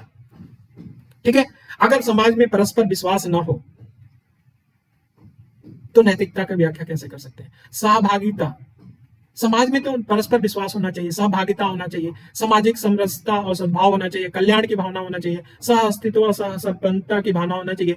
तब इसी से तो समाज बना है, इसी से समाज बना है। और सामाजिक जीवन में नीति शास्त्र का 7 तत्व यही है, यही है। इसको अगर हटा लोगे, इन चीजों को हटा लोगे तो कोई मतलब ही नहीं है सामाजिक जीवन में नीति शास्त्र। सामाजिक जीवन या समाज का मतलब ही नहीं रह जाएगा। समाज में जब तक परस्पर विश्वास ना हो, सहभागिता ना हो, सामाजिक समरसता ना हो, कल्याण की भावना ना हो, सह अस्तित्व की संपन्नता ना हो। वैसे ही राजनीतिक जीवन में देखो, राजनीतिक जीवन में अगर पंथ निरपेक्ष हटा लो तो क्या होगा, सोचो। सामाजिक आर्थिक राजनीतिक न्याय जो बोला गया है उसको हटा लो, तो समता को हटा लो, व्यक्ति की गरिमा को हटा लो, बंधुत्व को हटा लो, लोकतांत्रिक शासन व्यवस्था, समाजवाद आदि को हटा लोगे तो कैसा रह जाएगा राजनीतिक क्षेत्र हमारा। मतलब कहीं ना कहीं राजनीतिक क्षेत्र में अगर नैतिकता लाना है तो इन चीजों की जरूरत है, व्याख्या करना है। तो फिर आर्थिक जीवन में देखो, आर्थिक जीवन में जैसे कि पुरुषार्थ पढ़ा होगा, पुरुषार्थ में क्या होता है, धर्म, धर्म, अर्थ, काम, मोक्ष, यही तो है पुरुषार्थ में 4 चीजें। और 4 चीजें हैं, अगर अर्थ का उपार्जन अनैतिक तरीके से करा जाए, ठीक है, कर्तव्य से ना करके अनैतिक रूप से किया जाए तो फिर क्या हो जाएगा, गड़बड़ हो जाएगा ना। जैसे आर्थिक जीवन में नैतिकता के 7 तत्वों को हम आस्थे से देख सकते हैं, बौद्ध दर्शन के समय आजीवक से देख सकते हैं, गांधी जी के ट्रस्टशिप की अवधारणा में देख सकते हैं, यही है। तो इसमें मुख्य 7 तत्व क्या क्या शामिल है कि जो अर्थ का उपार्जन करना चाहिए वो नैतिक माध्यम से करना चाहिए, उत्पादन प्रक्रिया में भागीदारी के अनुरूप लाभ में हिस्सेदारी होना चाहिए, आर्थिक समावेशन होना चाहिए, वित्तीय यंत्रणों में पारदर्शिता होना चाहिए, करों के भुगतान में तत्परता और ईमानदारी होना चाहिए, उत्पादन प्रक्रिया में पर्यावरणीय लागत को ध्यान रखना चाहिए, इसको न्यून करना चाहिए, विज्ञान में नैतिक मानदंडों का पालन करना चाहिए, कार्यस्थल पे यौन उत्पीड़न रोकने में समुचित उपाय करना चाहिए, कार्मिकों के कल्याण को सुनिश्चित करना चाहिए, वंचितों एवं शारीरिक रूप से असक्षम लोगों के संवेदनशील होना चाहिए, निवेशक के प्रति जवाबदेह और ईमानदार रहना चाहिए। ऐसे हम देख सकते हैं, बहुत सारे हो सकते हैं ये चीज। प्रशासनिक जीवन में नीति शास्त्र के 7 तत्व क्या है कि व्यक्तिगत हित के स्थान पे प्रशासनिक आदमी क्या करे, जनहित को वरीयता दे, क्रियाकलापों में क्या लाए, पारदर्शिता लाए, व्यवहार में क्या हो, एकरूपता हो, बोले कुछ और करे कुछ और, ऐसा नहीं होना चाहिए। लाभ भोगी या लक्षित समूह या कमजोर वर्ग है उनके प्रति संवेदनशील हो, सेवा भाव हो, बहुत सारी चीजें हैं। तो प्रशासनिक जीवन में नीति शास्त्र के 7 तत्व ये हैं, ठीक है। अब प्रशासनिक जीवन में 7 तत्व अगर देखें तो हमारे नोलन कमेटी ने सार्वजनिक जीवन के 7 मूल तत्व बताए हैं। सार्वजनिक जीवन के 7 मूल तत्व क्या हैं? एक है निस्वार्थ निष्ठता, सेल्फनेस, खुलापन, ओपनेस, सत्यनिष्ठता, इंटीग्रिटी, वस्तुनिष्ठता, ऑब्जेक्टिविटी, जवाबदेहिता, अकाउंटेबिलिटी, ईमानदारी, ऑनेस्टी, नेतृत्व, लीडरशिप। ये 7 हैं और इन 7 को हम डिटेल में रखेंगे, इसको याद रखना है आपको, रट जाना इसको, ठीक है। पर्यावरण में नीति शास्त्र के 7 तत्व क्या है? देखो ये भी कह सकते हैं कि ये जो 7 हैं ना, सार्वजनिक 7 मूल तत्व हैं, ये प्रशासन में जीवन में नीति शास्त्र के क्या है, 7 तत्व हैं, ये 7, ठीक है ना, ये भी बात बोल देना। पर्यावरण में नीति शास्त्र के 7 तत्व क्या है? तो पर्यावरण में नीति शास्त्र के 7 तत्व हैं कि पर्यावरण का संरक्षण करना, संतुलन बनाए रखना, पर्यावरणीय संसाधनों को नैतिक उपयोग करना, सतत पर्यावरण पे संगत विकास का दायित्व, पर्यावरण के प्रति संवेदनशील होना, पारस्परिकता और अंतर्निर्भरता का भाव होना चाहिए, ये होना चाहिए हमारा, ठीक है ना। तो ये हमारा आज ये खत्म हो रहा है पहला, ठीक है। एक अंतरराष्ट्रीय संबंध में नीति शास्त्र का 7 तत्व क्या होना चाहिए, ये भी देखो। सभी राष्ट्र जैसे पंचशील है, पंचशील के ये 5 बातें होना चाहिए, सभी राष्ट्र को मानना चाहिए। इसी में क्या है, अंतरराष्ट्रीय संबंध के साथ नीति शास्त्र के साथ तत्व हैं। जियो और जीने दो, ठीक है। विकास करना है तो विवादों से दूर रहना है, यही बात। ये नीति पांच पंचशील तो पांचों जानते ही हो, क्योंकि आईआर पढ़ा चुके हैं, ठीक है। तो ये हमने यहाँ पे बता दिया। अब कोई क्वेश्चन होगा तो आप लोग पूछ लेना। सात तत्वों का हर एक डायमेंशन नोट से पढ़ लेना और अच्छे से पढ़ लेना। सात तत्व नेक्स्ट लेक्चर में भी स्टार्ट करेंगे और चलेंगे सात तत्वों से रिकैप लेके। चलिए आज के लिए बस इतना ही। Thank you so much.